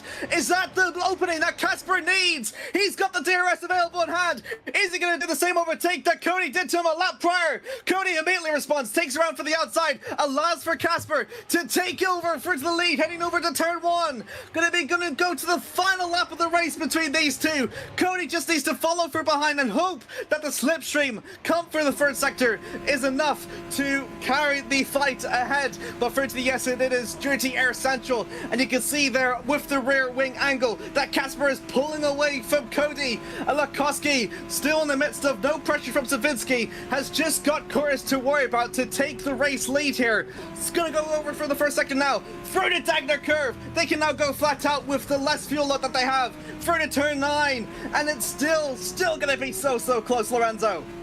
They are going to be close, but will be close enough for Latkovsky to try and make a move. He's 6/10ths behind, 5 into the hairpin there, and it's 6.5/10th gap. I don't think Latkovsky will be able to attack down the back straight. He will have slipstream, but we saw with Courage, it only gains you about 2/10ths, and he won't have another lap to try and get back on into the lead through the front straight. He will have about, how much, 300 meters between the final corner. Here we go. Oh my goodness me. It's now the 3rd sector. This is going to be it. Who could be victorious? Is Casper got enough of the gap? It is 6/10ths. It is 6/10ths of a gap. Just a Casio triangle left to go. And Casper still seems to be pulling away. The gap is shrinking just ever so slightly, but I don't think it might be enough. The Estonian through to the Casio triangle. 2 years of waiting. He has waited for this moment. Is he going to do it? He does it. Casper Kurnitz wins here at race 1 in FS2 in the Japanese Grand Prix, and he does so by just beating Latkovsky through to the line. Absolutely impressive stuff there from these two. And we have a drag race as well to close it out for P10. Magnus Hockenhagen, Mika Hikimi. I think Mika Hikimi will just about have him. I think he's already had him. Mika Hikimi gets P10 there. Just about over Magnus Hockenhagen. David De Vries was also very close there. It was a three-way fight for P10, and I think everyone else in the points has closed out already. We see, I think that was Juho Sopanen crossing the line just there. So every points-paying position has already been decided, at least for now, before, obviously, any penalties might be incurred after the races. But, I mean, what a race. What is there to say other than what a race? It was fantastic. It was FS2 Racing at its finest in the lead. Two drivers that wanted the race win more than anything, and at the very end, come to the very last moment on the final lap of the race, it was Casper Kurtz. 2 long years. He has finally got his first race win here at FS2 on his 3rd year and his first for Orbit Motorsports. Cody Nikolakowski on his GPVWC debut challenges the best of the best, and even though it's still second, it is a race he can be proud of. Philip Savinsky completes her through to the top 3, another podium in hand from McKenna Racing, so again, luck is still on their side. Ben Skinner in 4th with Victor Burnett in 5th, Christian Glamsitter in 6th beats Tice Youngster for 7th, David Yunt in 8th for Killer Racing with Jonas Corrala, a great improvement, and he gets into P9, and Mika Akimi beats it was one of the Fox Esports drivers for that P10 place. It was Magnus Okelag that lost to the line to Mika Kimi as he is in 11th. David De Vries and Justin van der Smissen both get points as they finished 12th and 13th respectively. Craig Patterson for Prior to 1 and 14th. Juho Sappinen did very well as he climbed up for the field to finish 15th for McKenna Racing, and it's Mark Salagi in 16th for Killer Racing, Domenico Scarpelli in 17th, Leila Petrali in 18th, and then it is the ST Racing Duo of Hansko Mibis and Mihailo Vincievich in 19th and 20th respectively. 21st will be going to Mark Mateus Wittman, and 22nd for Eamon Asabir. Alfie Denley in 23rd with Eric Brown 24th. The retirements unfortunately have been Dan Hajek, Andrea Canalia, Julian Riskevich, Mana Manikandan, Amir Hazik, Rafael Orem, and Ricardo Pisani and Jonas Lepet. What a race. What a race. I'm just praying we have that in race 2 as well, because that was amazing battling for the lead. I mean, it wasn't just for the lead. We saw just about at the end there was a three-way battle for P10 as well between Hakimi, Ockenhaug and De Vries. So battling all around, obviously quite disappointing to see a lot of DNFs. 3 teams had double DNFs in race 1. Would love to see less of that in race 2. But I mean, great battling all around. Some stupid mistakes, yes, but overall, an amazing race. And I mean, that's only the first race of tonight. There's still one more to go. I know, 16 laps of Suzuka has crowned ourselves our 3rd different race winner. Will we see a 4th, or will we see a repeat winner from what we have seen before? We'll stay tuned. 13 laps of Suzuka still waits for us, but until then, we're going to take a very short break as Tel will regroup for the 2nd race of Japan. Stay tuned. Inside a place of on the next pretzels. Kelty seat, the coffee beanery, Tyrek. Flat out. Oh no!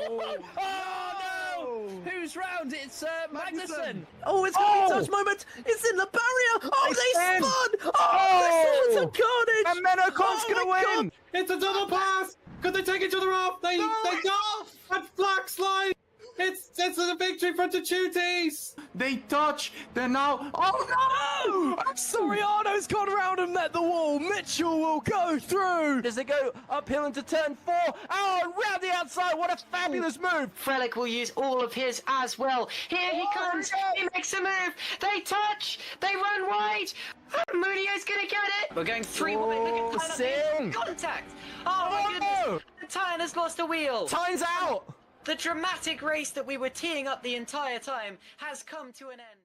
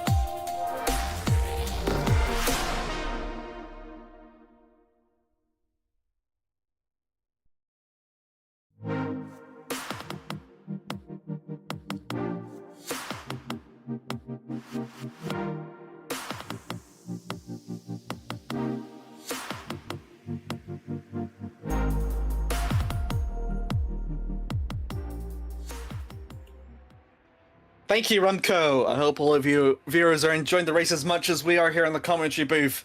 We've got the confirmation for the 13-lap sprint race. And Lorenzo, would you like to break us the news for here today on who starts on pole position from the lottery?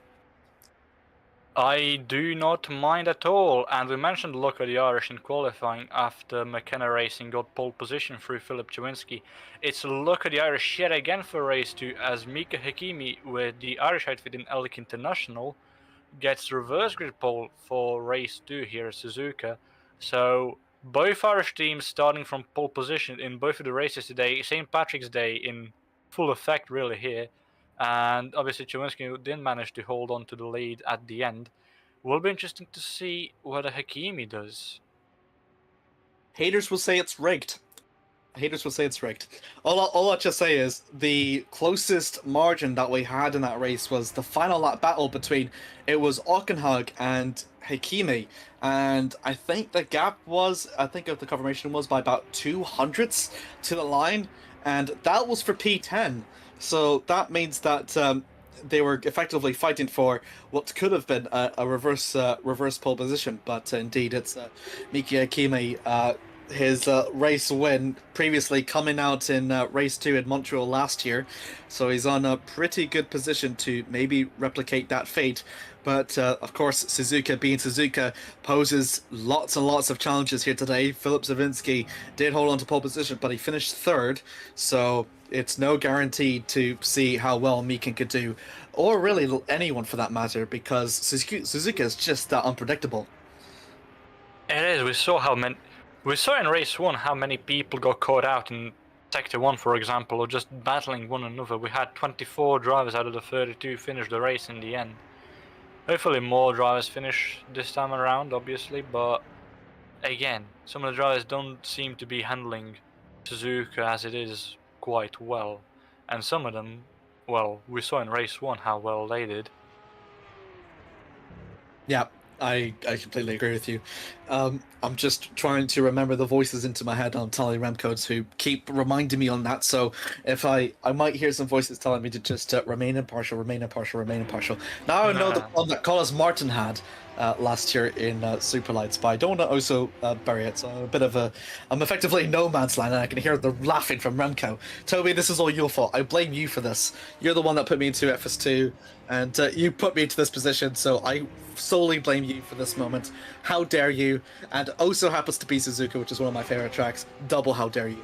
And I also blame Chris Williamson for that because I think the routing is just rigged because he just wants something nice for the Irish teams. But I digress. Mika Kimi on pole position for race 2, so that means that it's the top 10, I believe, that is reversed, and that will mean that the gaps is a little bit more manageable for people like Lukowski and for Oates to make their way up for the field, because rather than having to overtake 14 cars, they only have to overtake 10, right?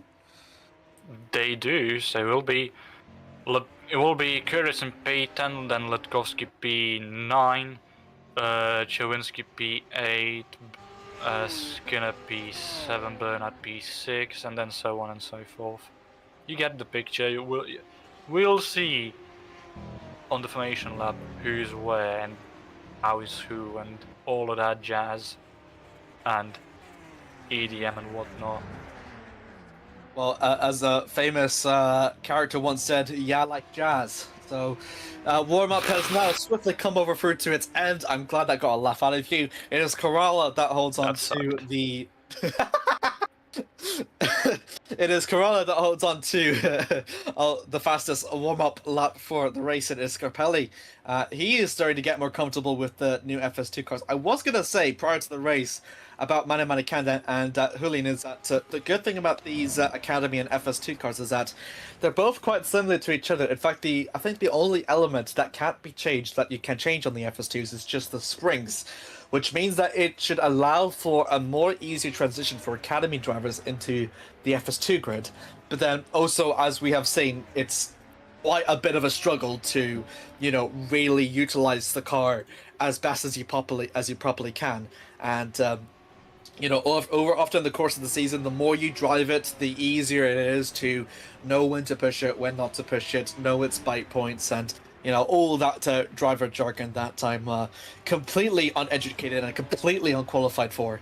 And I think you are too, Lorenzo, which is why we're both on the back row of the grid. Yeah, in Academy. In Academy. Well, I don't see us anywhere else. I mean, are we on the grid here? Are we on the grid in Super Lights by any chance? I don't think so. Imagine if I'd that rather was, not. we would, I'd rather not. if we imagine, we would be eaten up alive. But I digress. Well, Suzuka has produced a very exciting 16 lap feature race, and we got a 13 lap sprint race to go. As we've said, the top 10 has been reversed. We've still got all the more exciting situations still at hand. There's still many questions that all of us, from the fans to the drivers to even us here at the booth, are just questioning to see who could be victorious in the sprint race. And as I said before we went to break, do we see our 4th different race winner in the first 4 races? That could very well be potential. Of course, it is just Casper. Only Casper, Ben, or De Vries can potentially become repeat winners. I think it's going to be a little bit harder for De Vries to do that, considering he's starting in P12. But if he follows on through with Skinner and company behind, then I think it could very well be doable.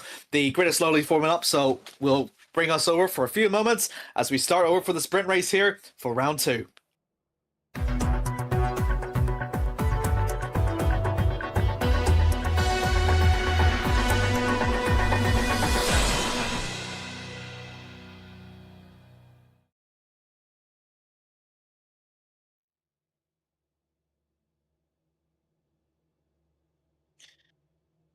Well, thanks for tuning in to everyone. Of course, round 2 has been so far extremely enjoyable to have watched for us, everyone here.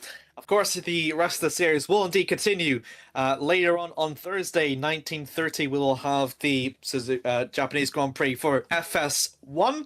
Formula Sprint 1. Then over at Tuesday, the 24th of March, 2026, still at the same time, 7:30 GMT, we'll hosting the Super Lights as well. Hopefully the engine issues are all fixed there. No dig at them, but yeah, I looked at it. It was pretty hectic. And then it is the flagship series of GPVWC. It is the Super League that will continue on in full force as they travel to Suzuka after what has been a nail biter of a first race in that season, especially with who ended up winning in the end, and also had quite a fierce last lap battle, like here we've seen in FS2. But last, the starting grid for today's race, it is going to be one Irish team holding the pole position. It is another Irish team holding another pole position. Mika Hakimi starts on for P1 and Jonas Corrala for priority 1 as he's on priority front row. David Junt in third for Killer Racing with Thijs Youngstra in fourth. It is Christian Glamsetter for Fox Esports in fifth, and Victor Bernat follows on through with P6 for Fetchanera. Ben Skinner in seventh with Philip Safinski. Ben Skinner is the highest placed position, could repeat the feat of 2 race wins this season. Cody Nikolakowski in ninth with Casper Curtis, the race winner. He's in 10th. Magnus Okanagan 11th and David De Vries in 12th. So Curtis and De Vries have previously been race winners. Justin Van Smithson in 13th for Sunheads Racing with Craig Patterson following line, signing for row 7 in 14th. Leo Sapinen starts where he finishes in P15 with Mark Salagi in 16th. Domenico Scarpelli from McManus Motorsports in 17th falls through with Lena Petralia in 18th for Hunterburt Simulation. Hansko Mibis and Mihailo Vitievich is an OST Racing row 10. Mark Matthias Woodsman for Mapes Vio in 24 follows with Ayman Asabir in row 11. Alfie Denley in 23rd with Eric Brenner in row 12. Then it is Dan Hijek for Moldova Drive follows through with Andrei Canalia for row 13. It is an GPVWC Academy row 14 with Julian and Mano on 27th and 20th respectively. Amir Hazik in 29th for Performance Engineer follows with Rafael Aram in 30th. Ricardo Bassani for Camera Racing in 31st, and Jonas Lepet completes over through another 32 car grid for the sprint race here today in Suzuka.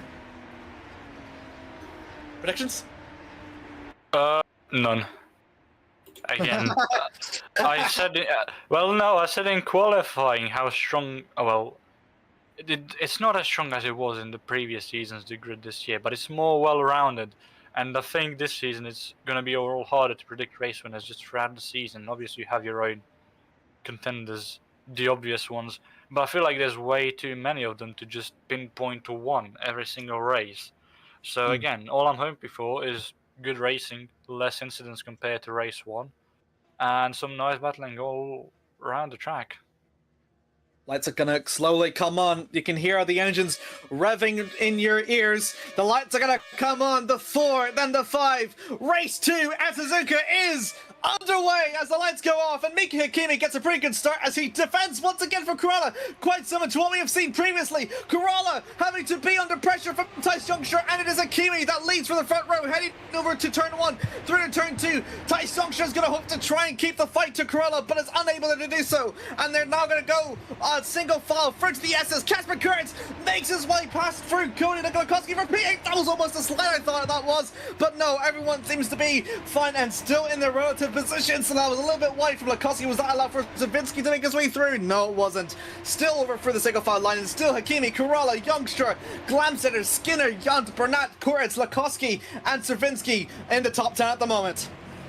Absolutely, and we see yellow flags in sector 1, and it's Eric Brenner dropping down, so Eric Brenner and Nikolakowski is dropping down as well.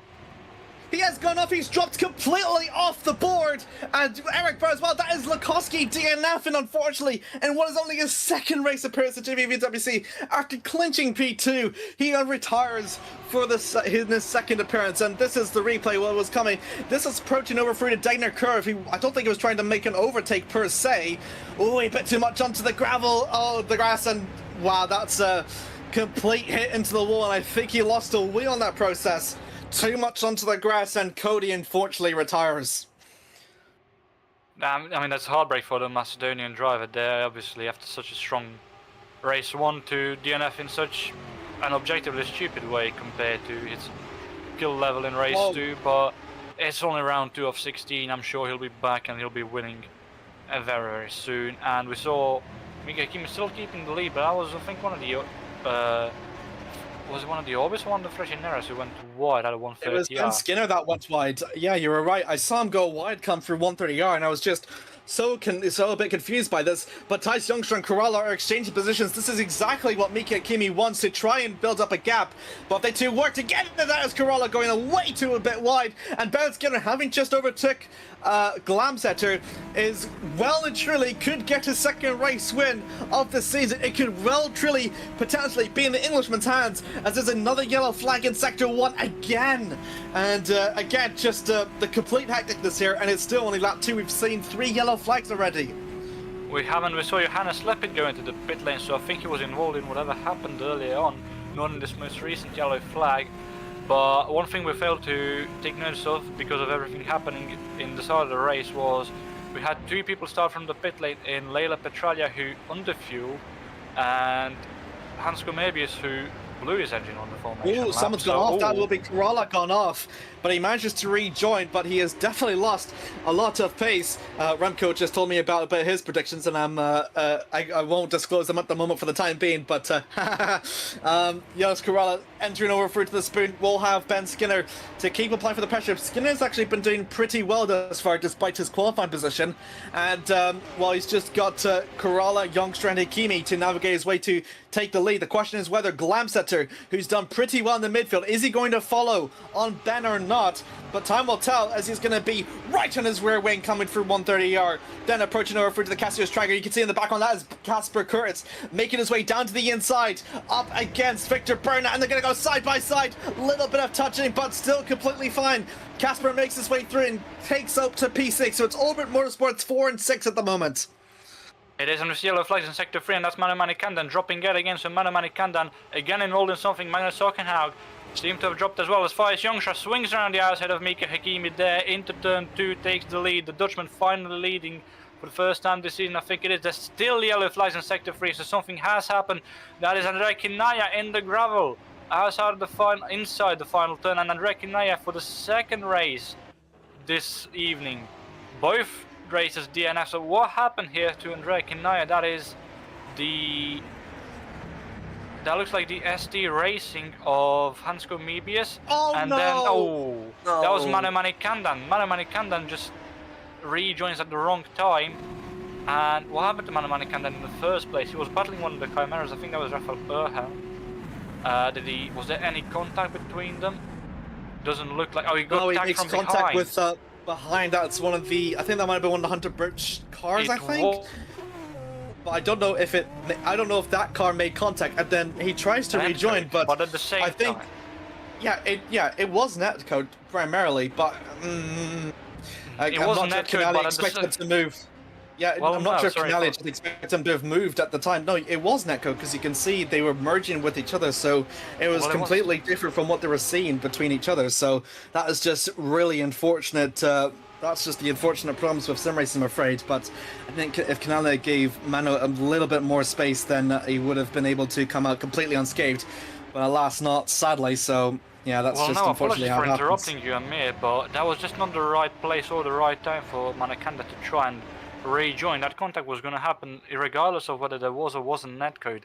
He stood right where the car passed by. Sorry, no, you continue. That was almost going to be 3 wide. That was almost going to be 3 wide, but Hakimi defends himself from Youngstra and Corolla, so he's doing pretty well to hold on to the lead. Again, sorry for interrupting you, but I think I'm pretty interested in that we've had different opinions on this, but that's perfectly fine. I saw someone going off a bit onto the grass heading into the S's, but no yellow flag, so all seems to be pretty okay. It's Hakimi that still leads, and he's pushed the gap to about 5/10 out from the S's. The problem with Hakimi is he's pulling the white, but not enough to get out of the DRS range. So as a result, he'll always have to try to defend from Corolla, Youngstra, Glamsetter. Kurtis and Skinner exchange positions, I think. Well, no, they have, but they've also gone past Victor Bernat. So Victor Bernat now falls into P7. There's yellow flags in Sector 2. Ayman Asabir is dropping down. He's dropped from P19. Amir Hazik has gone past him. Ricardo Bassani as well. Asabir has dropped all the way down to P22. And we saw him going under the bridge, so it might have happened in Degna yet again. Degna catching out a lot of people in these two races. Was it Asabir again who rode the curb the same way Latkovsky did, but to a lesser extent? It was. He managed to save it, but he still loses 3 positions. Fares better than the Macedonian in the first lap of the race, but it was better than actually.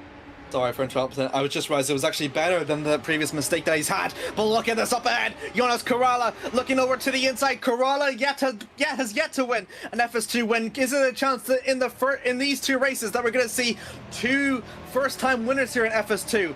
That could potentially happen, Lorenzo.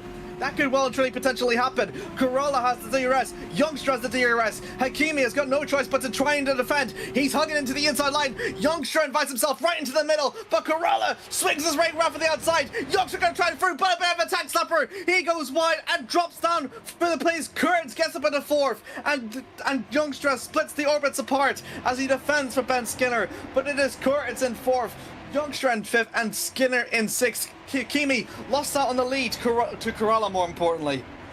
He has, but I don't think that was a smart move from Youngstra. He tried to rely on getting off the slipstream off of Carolla's car, but he just wasn't positioned well enough, and he was never going to have enough speed to make that move work. He tried to make it free wide, but it was never going to work for Youngstra. He should have just stuck in behind Hakimi, be less opportunistic and try and get him on the back straight, because he would have been close enough to get enough slipstream off of Hakimi on the back straight to get past him before 130R, well before 130R. But now he's paid the price of being too ambitious, and he's dropped from third, potentially first, all the way down to P5. And he's going to have to climb his way back up through Kurtz, who's gunning for more. Oh my word! As Youngstra goes into the gravel out of Spoon, and now Ben Skinner will get past him.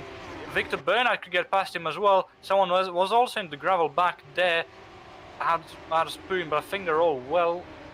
And Ben Skinner now gets past Youngstra, and the orbits are no longer separated. Bernat trying to look his way past Youngstra as well. Bernat looks his way down for the inside, and it's going to be Frechenera. And oh my word, that's going to be so close. An emerald overdrive going side by side. The battle of the green teams. And it is Bernat that comes victorious out from the Casio Triangle. Bernat in his sixth. Youngstra has dropped again to seventh. But further up ahead, I can see a little bit of a battle sort of momentarily happening between these two. But more importantly, Casper Curtis, the previous race winner, has caught his way up nearly to the top three. Tice Youngstra, Bernat still going to go at it once again through turn two. Coming over through to the S's. Going to be back into a single file line. And it is still as they stand. It is, and I think it'll stay as is for a couple more laps as well, at least in front of Youngstra. Obviously Youngstra, after what happened to him battling Hakimi, he's wasted a bit of more tyres than the cars behind him. I think Chawinski will have a good chance to overtake him either on the back straight if Youngstra makes another mistake like he did the previous lap when Skinner and Bernard managed to get past him. And Hockenheim seems fairly close as well. I think Hockenheim might be in with a shot as well. David Junt, who's gone a bit under the radar in this race. I think he's got points in race 1, and I think he's on for points again. He did get points in race 1, so as I said, under the radar in race 1, under the radar a bit in race 2 so far as well, but he's shown up out of nowhere compared to Melbourne, and he's on for a double points finish as it stands. So nice to see the Swiss driver improving on from his results in Melbourne. As another driver who'd hoped to improve on from Melbourne is Christian Glomset, obviously losing the podium in race 2 in the last lap to Ben Skinner after going wide into turn 6, currently P3, but Kurtz is right behind him, although he's right behind Hakimi as well, who's lost quite a bit of time on Carola in these passing laps. The gap is now 6 tenths. He's still within DRS, but I don't think close enough to try and strike here, Amir. No, I don't think so. He's just about to nearly have the DRS. Look at that, was Hockenhag and David Junt going side by side as they're going to exchange positions, and Tice Youngstra loses out on a position again, this time to Zawinski as he makes his way up through the pecking order. He's up into P7 now, and that would be David Avri and Joseph Asmussen are still 11th and 12th, so Hockenhag Junt did make the overtake at the very end. So yeah, David Junt still into 9th. Hockenhag completes her through to the top 10. David Avri 11th, Van der Smissen 12th, Salagi 13th, Patterson 14th, and Scarpelli are the point scoring positions as it stands. So Domenico, luckily on his FS2 return, will come out with some points for McManus Motorsports, which is a really, really good sign indeed, as that will be David Junt onto the grass on the exit heading into the second sector. And will that allow Hockenhag to apply a bit of pressure? We'll have to see, or no, my bad, that was Salagi going off on the grass, and that will allow for Craig Patterson to apply the pressure. My apologies. But up ahead, Jonas Corrala, I think in a bit of a similar situation to Casper. He's done 3 races Sorry, 3 seasons, and he's never gotten a race win, so he can well and truly eye for his first. We're looking at his teammate here in Craig Patterson, who's at the end of this trade. I saw someone kind of exchanging positions at the Bet Williams Bassani and Asabi, I believe. But here we go with Craig Patterson. Everyone currently single file at the moment as it's kind of approached its halfway point here at the race. Through to the Casio Triangle. Up ahead we can see Casper Kurtz and Glamsetter. These two are going to be up for a very interesting battle here, as Glamsetter honestly has been a really good driver. He's been one of the best midfield drivers that we've had so far this season, from what we've seen in Albert Park. Hakimi immediately has to go defensive, but Glamsetter swings his way to the inside, coming for turn 1. Is that going to allow for Casper Kurtz to make it follow through? No, he can't. He's not he is not close enough and has to follow from behind. But Glamsetter, more importantly, takes speed 2 away from Hakimi. Hakimi seems to be dropping, it seems. He does. He seems to be struggling with tyre wear because he's been so long in the front in fresh air at the start of the race that his tyre wear is now quite a bit worse compared to the drivers behind him. And I think Kurtz will be able to try and make a move on the back straight unless Hakimi does that. And Hakimi's off! Hakimi's off into the wall! He goes off! He hits the wall, and that's his day. Someone else. Someone else has gone off. That is De Vries. De Vries has gone off, and Mika Hakimi, the pole sitter for the sprint race, has retired, and it is his first retirement this season.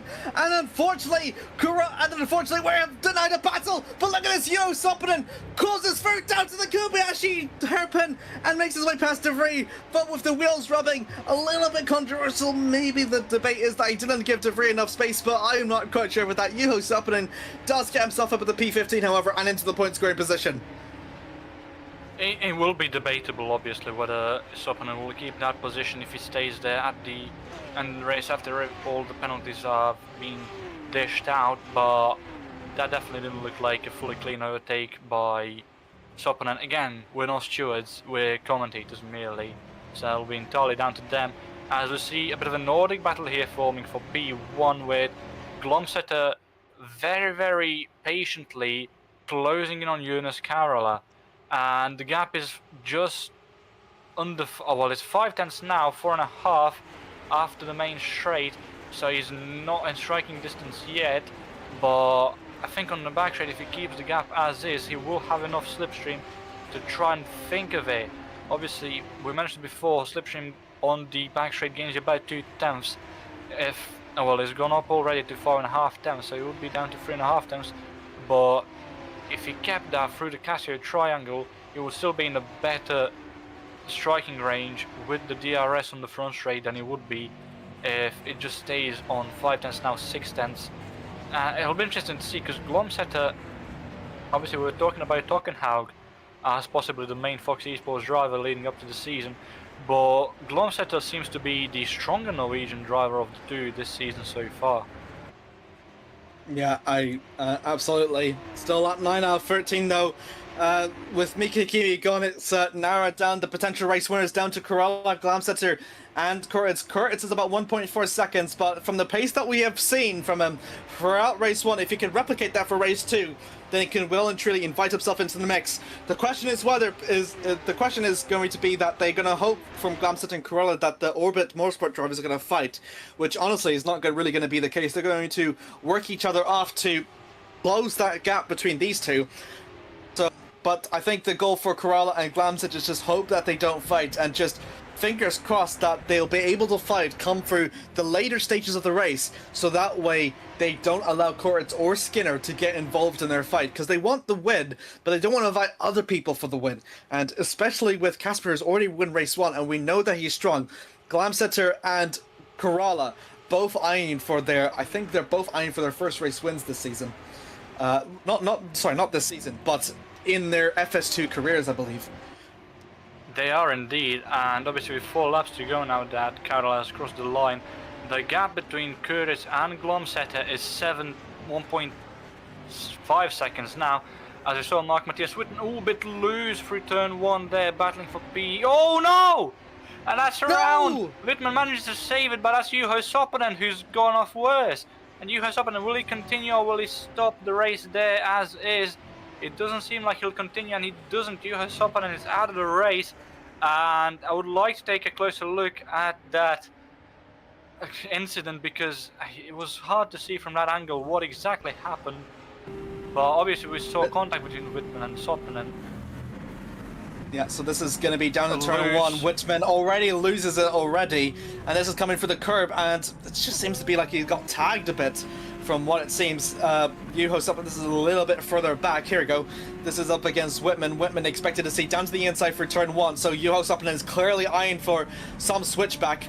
He's already lost it once, and is still trying to make use of that line, and then loses it again, and then, like, once again, it's just a correction, but the car is already there for the space where if Zeeuw did make the correction, then he would have made it.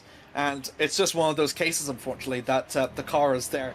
Car do be there, and I need that space for the correction. So, yeah, so we're still down to a lot of cars for race 2, it seems, in the shortest space of time, I think, in my opinion. So Suzuka really showing its trials and tribulations here today. Glamsetter and Corolla, though, still relatively unmatched. I think they're pulling a bit away from Casper, I think. They're going over to 1.7 seconds, and for the way it stands, they can be offered to fight for 2 laps the way it stands, I think. They've been pulling away for quite a while now from Curtis and Skinner here, Carroll and Glamsetter have. And I don't think Curtis will be able to catch either of them unless they tangle together in the closing laps here. As we see Leila Petradia overtaking, that is Mano Manikandan for P19. Just textbook move there from the Italian driver on the Indian. And thankfully we saw quite a lot of people there go off after hitting that curb. Petradia didn't make that the case as Victor Burnett is dropping. Yep, he's dropping outside the top 10, and unfortunately that might be another one. That's a hefty impact through the Degner curve, entry into turn 9, and Degner curve, I think, might have claimed another victim. It claimed Cody, it has claimed Mika, has it claimed Victor? I think it has, and I think it might be the same case it was for Cody. Oh no, he took more gravel than Cody did. He took way too much grass coming through there, and hits the wall, and the tire just goes flinging off. And the Frechenera car, unfortunately, will be pointless once again. Victor Burnett, unfortunately, has to suffer from that. He's already been pointless in Albert Park, and it's so unfortunate because Burnett is such a strong driver. And with, unfortunately, with luck like that, and just one tire onto the grass, and your race has come to a close. We're down to 24 cars, I believe, in the race. Coming over to 2 laps left to go. The gap between Glamsetter and Kurtz is now 2 seconds. Corolla and Glamsetter can fight as much as they want, I believe, and will hopefully be safe. An exchange of positions going up ahead between Kurtz and Skinner. Skinner makes his way down to the inside, coming for turn 1. I'm not sure if they're going to continue to fight, or if this is a position where Skinner's going to try his best to try and claw 2 seconds while Glamsetter and Corolla are fighting. But they're going to hope Corolla and Glamsetter bite the bullet and start fighting now. That's the only way that Orbit can be the beneficiary out of this. I don't think that Skinner and Curtis will fight, because look at how much space there is already between Skinner and Curtis. I think what they're trying to do here is for Skinner, it feels like Skinner has better pace than Curtis at the moment, so Curtis is letting him through in hopes that Skinner can carry him closer to Glamsetter and Carola, and it might be too little too late for the Orbit outfit for the Bulgarian team here. And look how close Chewinski has gotten to the 2 of them. It feels like they're going to be battling Chewinski more than they could be battling Glamsetter and Carola. Although again, I think it's too little too late for all 3 of them. I think Chewinski is not close enough and won't have enough time to try and overtake either Kuritz or Skinner, and I think Skinner and Kuritz have swapped positions too late for Skinner to get them both closer to Glamsetter and Carola. And speaking of Glamsetter and Carola, approaching the Casio triangle for the penultimate time, the gap is just under 5/10, so Glamsetter will have DRS here on the front straight, Amir. Are we going to see something similar to what we've seen previously around? Corolla a bit too much onto the gravel. Glamsetter have the DRS. Both drivers have yet to win their ever yet to win an FS2 race. They can both really do it here, but it depends how they're going to fight each other. Corolla holds on to the middle of the track, but Glamsetter swings his way for the outside, and for the first time ever this race, Christian Glamsetter takes the lead of the race. Can he hold it from Jonas Corolla for the time being? Ben Skinner and Kurt still in a midst between each other, but it's Skinner that pulls away from Kasper. Savinsky still nowhere to be found, will still hold on to 5th. For the S's, they're going to go. Is this the last overtake that we're going to see this race, or has Jonas Corolla got some response up in his sleeves? We'll have to see. Out for the first sector, they're going to go through to the Degner curve. Again, the curve just takes so many people out. Surely they'll be able to navigate perfectly fine, and they will do so. Glamsetter still leads, and it's going over through to turn 9. Oh, that's Kurz go off! That's Kurz goes off! And Savinsky at the very last minute takes P4 out from Curtis's hands!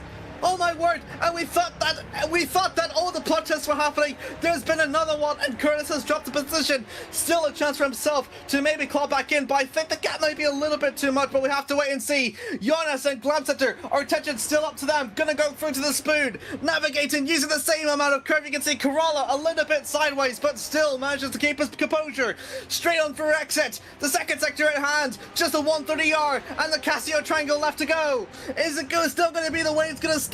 Is it still going to be the way it's going to stand? Through 130R they're going to go. The Fox Esports driver that we have never seen a new team clinch the race win yet, but it could well potentially be Fox Esports' day as Christian Glamsetter rounds up for the final corner. Jonas Kroos throws everything, but he can't do anything. Christian Glamsetter clinches his first race win here in his Formula Sprint 2 career. He wins at Suzuka for race 2. Ben Skinner completes over through to the podium. Savinsky completes over through to 4th, and it is Kurtitz in 5th. And look at this further back. Salagi just loses out to David Johnson, that teammate battle for Killer Racing. And look at this, D'Amico Scarpelli trying his best to apply pressure to Dan Hijack as they're going to go for across the line. And Scarpelli just loses out as Hijack is the one that takes P13 at the end. And with that, Amir Hazik goes over through across the line and completes the final point scoring position. What a race again that was. Ooh, that was some excellent racing, in fairness. And again, you mentioned we could see 2 first-time winners here in Formula Sprint 2, and we've seen them in Christian Glamsetter in the race 2, and Kasper Kurtz in race 1. I don't know when the last time that happened was. I genuinely can't remember, but we had a new team win as well, and we're gonna look at a replay of what happened to Kasper Kurtz actually at Degner. Was it just the curb again? No, it wasn't the curb this time. It was just the entry into, he just completely overshot it. And that allowed for Savinsky to make his way through and at the very last minute get P4. Well, we were talking about earlier in the Japanese Grand Prix how sometimes there were rewards those with luck and sometimes those already have shown dominance. Last time in 2024 was the time that they got their wins, and then that was it for the season. But this time it's Suzuka that really did seem to come in full fruits of labor. Fox Esports, the new team on the block, is the first team in FS2 to get that accolade of their first win. Is McKenna Racing that got the podium, and now it's Fox Esports that gets the first win. Christian Glamsetter also his first Formula Sprint 2 race win in his career. Jonas Corolla came so agonizingly close, but unfortunately lost it come the very last lap, and unfortunately for him, he'll have to race another day for that accolade soon. Ben Skinner, great recovery from himself as he manages to finish on through onto the podium in 3rd for Orbit Motorsports, and that means he takes a pretty good and I think commanding championship lead as a result from that. Philip Savinsky, great recovery and a half from the McKenna Racing team, and he can be really proud with the 4th place there for himself. Kasper Kurtitz in 5th with that small mistake unfortunately means that he does not follow through up on his teammate Skinner for a P3 and P4 for Orbit. Thijs Jongstra in 6th for Emil Doberdrive. Marcus Ocketag for 7th for Fox Esports. It is David Jonathan Mark Salagi 8th and 9th for Killer Racing, as Justin Van der Smission completes over for the top 10 as VMS Sunnets lose their championship lead. Craig Patterson 11th for Priority 1 Esports. David DeVries for Sunnets for VMS Sunnets Racing in 13th. It's P12, sorry. Dan Hijack in 13th for Emil Doberdrive. Domenico Scarpelli in 14th. Amir Hazik for Hub Performance Engineering completes over for the point scoring positions in P15. Mark Mateus Whitman for Makesville in 16th. The sole Makesville driver that finished. Falls through with Ricardo Bassani and Manu Manikand in 18th. Leia Petrali in 19th and Rafael Erham in 20th. Camaro Racing, luckily, finished in the race this time. Eterovic-Funcic in 21st with Jonas Leppert 22nd, and Eric Brenner 23rd with Julian for the GPVWC Academy in 24th. The retirements unfortunately being Victor Burnett for Freccianera, Joe Suppler for McKenna Racing. Both Elk Internationals in Eamon Asabi and Mika Hakimi retiring, as well as Alfie Denley from MLS Motorsports, Hansko Amibus for ST Racing, and through to the rest of the order is Andrea Canalia and Cody Nicola Lakoski for Freccianera and Zeeuw, respectively. That are the other retirements. That in mind, we're going to go swiftly on through to the interviews at the moment, and I can't think of a better way to really start this interview off by congratulations through our new race winner in the form of Christian Glamsetter, who has done an extremely phenomenal job, and with that in mind, has been fantastic all around. Hello, Christian. How does it feel? It's amazing. I was not expecting it going into this race. You've been kind of under everyone's radar, I think, in preparation to this season. You've done extremely well. I've seen your progress from your first race come the 2025 season. Did you feel like heading into race 2 or race 1 or even Japan that a race 1 was available on the cards for you today? No, not at all. I'm not usually that good at Suzuka, so getting a win here is a big surprise, and I'm really happy now. So. You've got. I could tell you're very exhausted. You had such a plethora of battles on for the field. Your battle for, I think it was with Youngstra for P6, and then also your battle with Jonas Corella in for P1 come for race 2. So do tell us, how did it feel to be in those fantastic battles for that race? Oh, it was really nerve-wracking. I know. To be honest, battling with Youngstra in race 1, I was setting up to do an overtake on going into the final lap, because I know overtaking on anywhere except turn 1 is really difficult there. So I tried to do the same in race 2 against Jonas, and it worked out. So I was really nervous on the last lap. So scared of messing it up again like I did in Australia race 2. So yeah, really happy. Lorenzo, any questions? Actually, I do have one, Christian. Obviously, congratulations on winning for the first time in Formula Sprint 2. And going into the season, obviously, Fox Esports touted as one of the possible title contenders for 2026 in Formula Sprint 2 in the Teams Championship. Following this result, obviously, Melbourne was a bit of a slower start. But after winning this race, do you think that you can fulfill some of the expectations that people have put on you? Or are you just going to take it step by step and whatever happens, happens? I hope to fulfill all expectations, but take it step by step, race by race, and we try our best going into every race. So, next one, how it goes. Suzuka was great for both me and Magnus. And hopefully Bahrain will be just as good. Alright. Thanks very much again, Christian, for your time, and enjoy your celebrations. Really well deserved, and luckily James not has to pay up now. Thank you. Well, I heard James has gone to the Caribbean for like 2 weeks, so obviously he has enough money to do that. Oh my James, word, if you're listening to this. It's an inside joke. Sometimes people provide incentives and whatnot, but I digress. Fantastic result for Fox Esports. I think they've been extremely well prepared, and to see that pay off with the race win, I think it's kind of a joy and a glee for everyone, especially for Glamsetter, who just last year was an academy driver and has now fully established himself as one of the front runners. It's really good to see him win. But another driver that we also see very good to win, that had long had awaited it for him, Casper Kurtz, does take the race win in race 1. Casper, hello. Well, hold on a second, Amir. Hold on a second, because I've heard from Casper that we have the real Ben Skinner this time around. Ben, can you hear us? No, it's always Ben Skinner. Hello, Ben Skinner. Ben? Hello? Ben? Yeah. Hello. Oh, you got the right one this time. We got the right one this time. No. We don't talk about it. You're Ben Skinner. It's fine. But But yeah, great race from you two, Casper, especially from you. You managed to get your first ever race win in your GPVWC career, Lara. How does it feel? A big lift, like a big weight off the shoulders. I feel like doing that first one's, I feel like it's gonna be the hardest, and then I'm praying there's more to come, and that is not gonna be my only one. I want to talk a little bit about, well, not partially about qualifying, but I think qualifying and race one as well. Because Casper, you seem to be you did extremely well, managed to overtake Cervinsky, and you've kept behind a charging Cody Lakowski for the win at the end. But also similarly as well, Skinner, you seem to have struggled a bit during qualifying, but you did come and manage to improve yourself to finish as high as you did in race one. So a lot of happy takebacks to be had there for race one for you both, I imagine. I mean, yeah. Was that directed at me or Casper? Both. Both.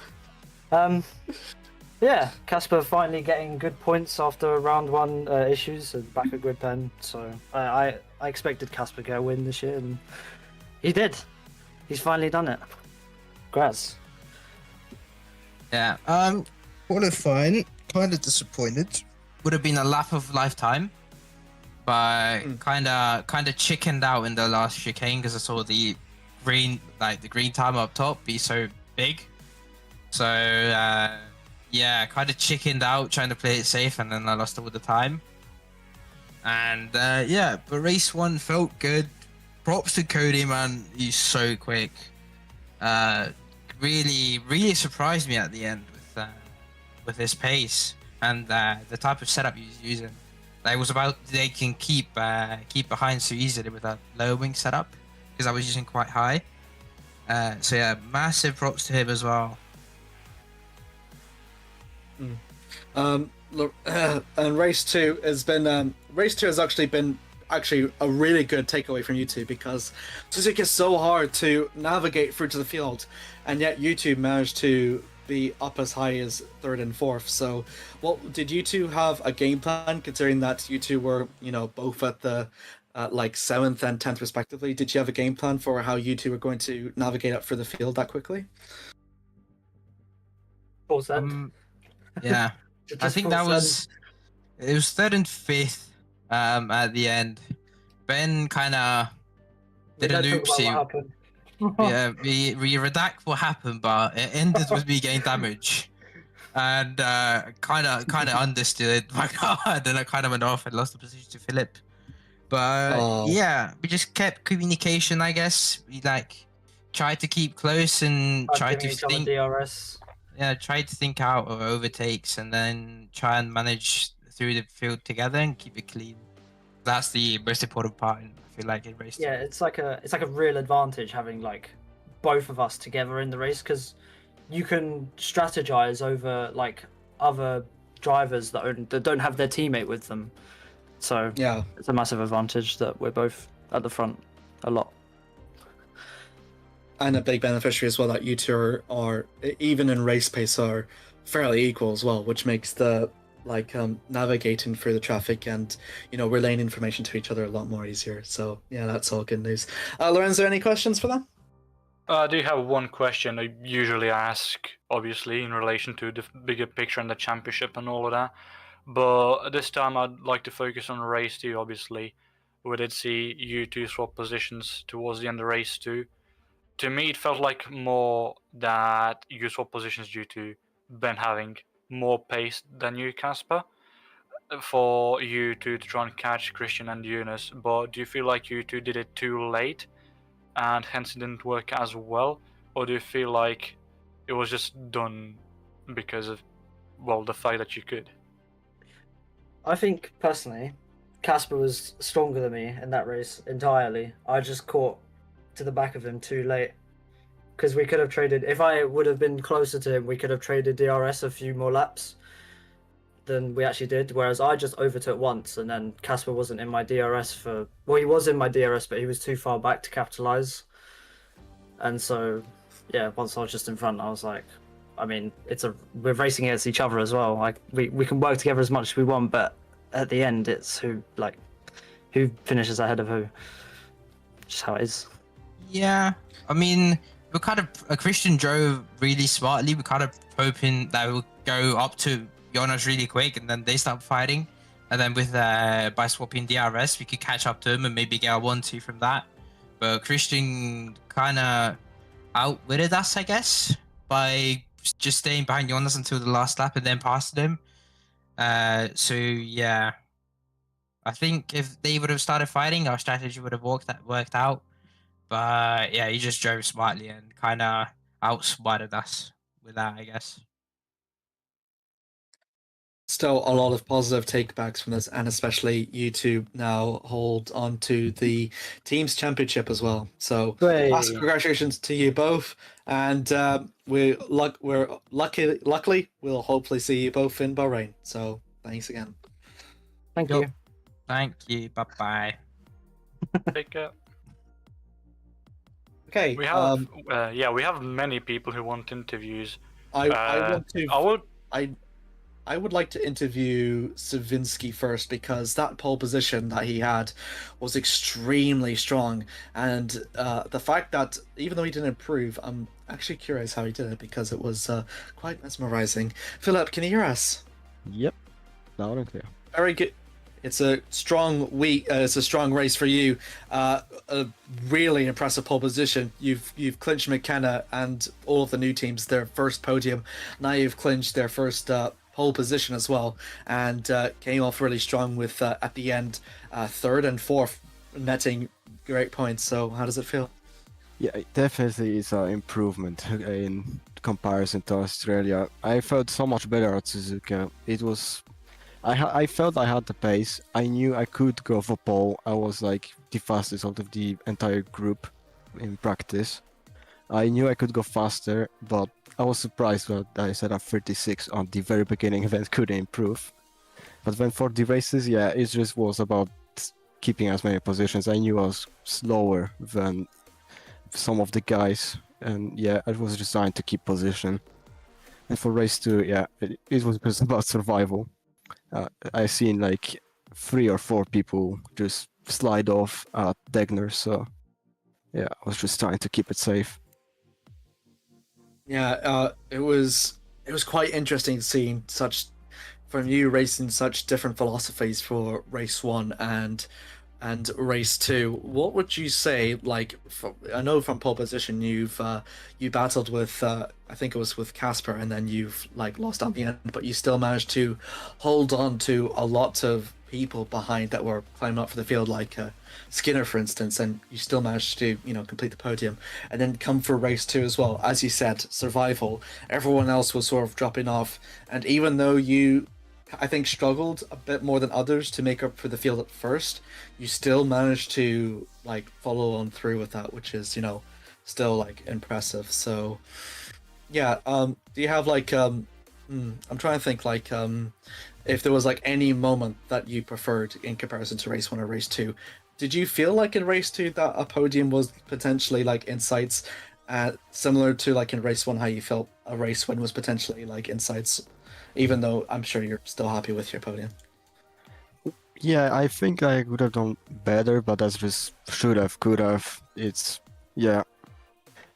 I was more like thinking, let's just deliver a good result, because Australia I crashed out on lap 2 in race 2, so I just wanted to deliver a result, knowing that Zeeuw was in the lower points, so I wanted to deliver the points for the team.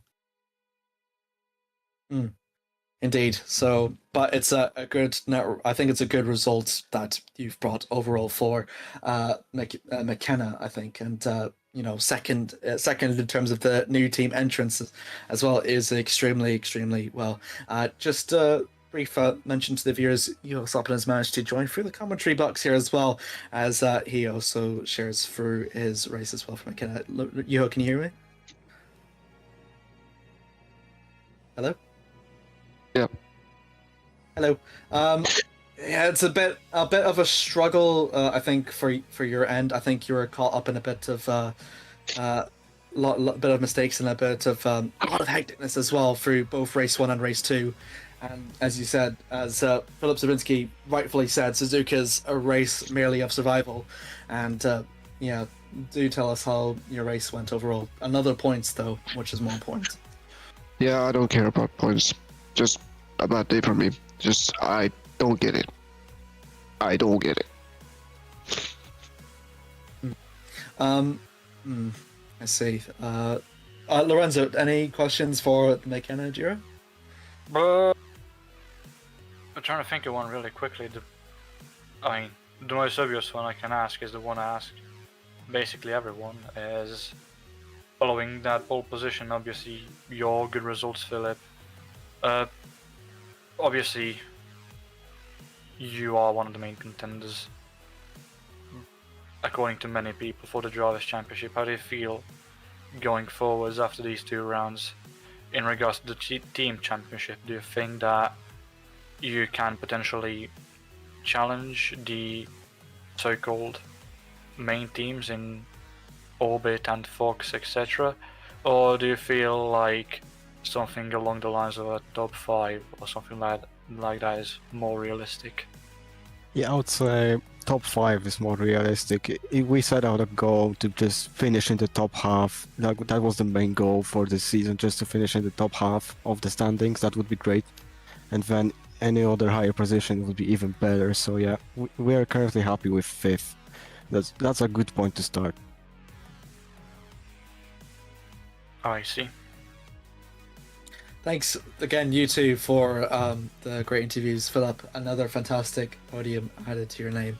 And Lorenzo, clinching for another points position, despite the trouble that's happened. But thanks again for your time, and all the best wishes for you heading into Bahrain. But do take care, and thanks again. Thanks. Okay, final one, if you don't mind, Lorenzo, I'm going to bring in Jonassen. He finished P2, come through race 2, and that's his 2nd podium that he has achieved in 2 races. Jonas, can you hear us? Yeah. I know you're a man of not many words, but and I can tell that you're a little bit disappointed, but still a lot of happiness to be taken away from your performance at the end. It's the closest that we have seen you come through to a race win, but I can tell attention's in the air. So just tell me, how do you feel your race went overall, finishing 9th and 2nd, your biggest points haul this season? Yeah, this one was just, I was just trying to survive and maybe get into top 10. I did have a close call in hairpin, but luckily I didn't get any damage from it. So I made it to P9, and I led the race 2 for many laps, but Christian got me there. Not much I can do, but I will get it next time. Yeah, I can tell you're a bit upset about that. It's annoying, but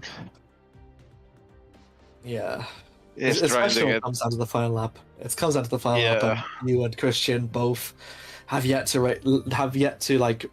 win a race, and yeah, I can understand how frustrating that must have been for you. But there's still there's still lots of happy takebacks to make from your performance, though. I think one of them being, despite having suffering a grid penalty come for the race, the heaviest out of all the drivers, you still managed to start from P18 and navigate through the traffic at race 1, which, again, what me and Lorenzo saw was not easy to do, completely not easy to do, and you finished up into P9 at the end. How did it feel making your way through the pack and navigating through that many cars? It was hard because a lot of things happened in lap 1 and 2, but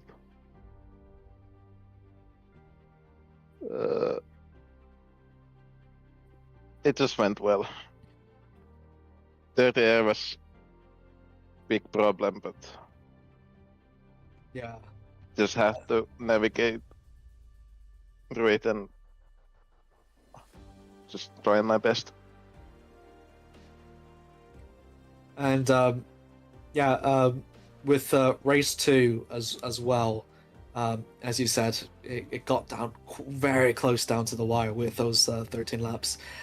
We've seen you were the driver that was consistently at the front of the pack, consistently battling with, it was Youngstra, and then battling with Hakimi, and then come for the very end, you found yourself like battling with Glamsetter.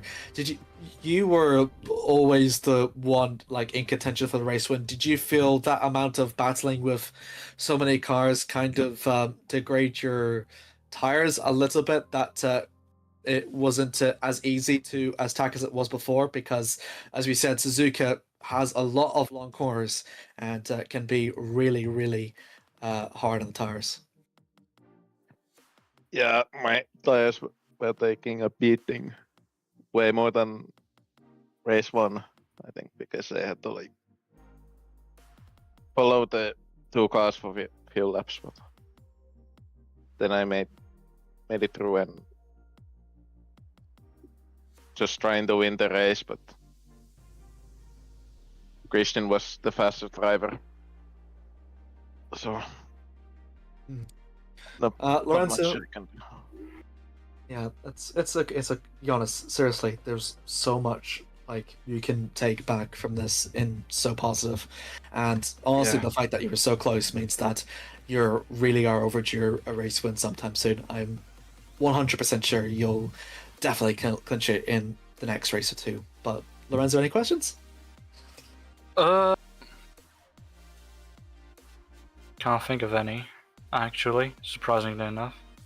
One final question. P4, Jonas, you're about 5 points away from the from Savinsky, so you're in position for you've elevated yourself into a prime position here in the championship here.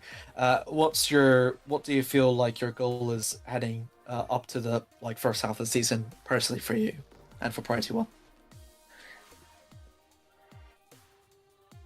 Well, I just need to get this, just to keep this form, and I can't think of anything, but I wanna try get at least top 3 in the championship. I think that's my goal for now. It's a nice goal to have. Thanks again, Jonas, for your time, and seriously, massive congratulations on your performances here in Suzuka. Completely phenomenal. And me and Lorenzo both hope we'll see you at the winner's step of the podium sometime soon. But yeah, thanks again, Jonas. And seriously, did super well. And all the best heading to your next race. Yeah. Thank you. Okay, I think that will be us for it. We've interviewed all the people that have completed onto the podiums. Apologies for the people in the wait for interview room. We can't go for all of you, but it is getting a little bit late for Lorenzo and Remco. So any closing thoughts before we conclude the broadcast, Lorenzo? Absolutely amazing round in terms of racing. Obviously, quite unfortunate we saw so many DNFs in both races. 32 cars in both races and then 24 finished in both, but I think that the racing aspect kind of cancelled out all of the unfortunate things that happened in the back with everything that happened in the front. Obviously the battles for the points and the 2 big battles for the lead in both race 1 between Curtis and Latkowski, and then race 2 between Kaural and Glomsetter. So yeah, absolutely amazing round 2. I'd dare say better than Melbourne, and interesting to see how Bahrain goes in 2 weeks' time. We're 4 races in, 2 rounds in. We've already have seen 4 exciting action-packed races, and as a result we have seen 4 different race winners. Ben Skinner won the first, David Vries won the second, Casper Kurtz clinched his first FS2 race win in his career, and similarly Christian Glamsetter did the same feat the next race after. It is Bahrain that is going to host for the 3rd round of the Formula Sprint 2 Championship as we travel through to the Middle East for the first time. with Bahrain and Jeddah up ahead. It's really anyone's prediction to wonder who could potentially come out on top. Only one way to find out, though, and tune us in for 2 weeks' time. Come through, same time, same place, the 31st of March 2026. Formula Sprint 2 will continue into round 3, but until then, we've still got other exciting racing in hand and in store for you. Again, 19th of March, we have the Formula Sprint 1 at Suzuka, and similarly in the 23rd of March, it will be Academy, where you can see newcomers into the GPVWC ladder, including Lorenzo and myself. 24th of March, we'll host through the Super Lights, and then the 26th of March, it is going to be the Super League, as they all make their time in the cherry, in this land of the rising sun here in Japan. But until then, that is us from here in Formula Sprint 2. Thank you all so much for watching this fantastic race. We'll see you all in 2 weeks' time, but until then, it's goodbye from me, and we'll see you soon. Bye-bye.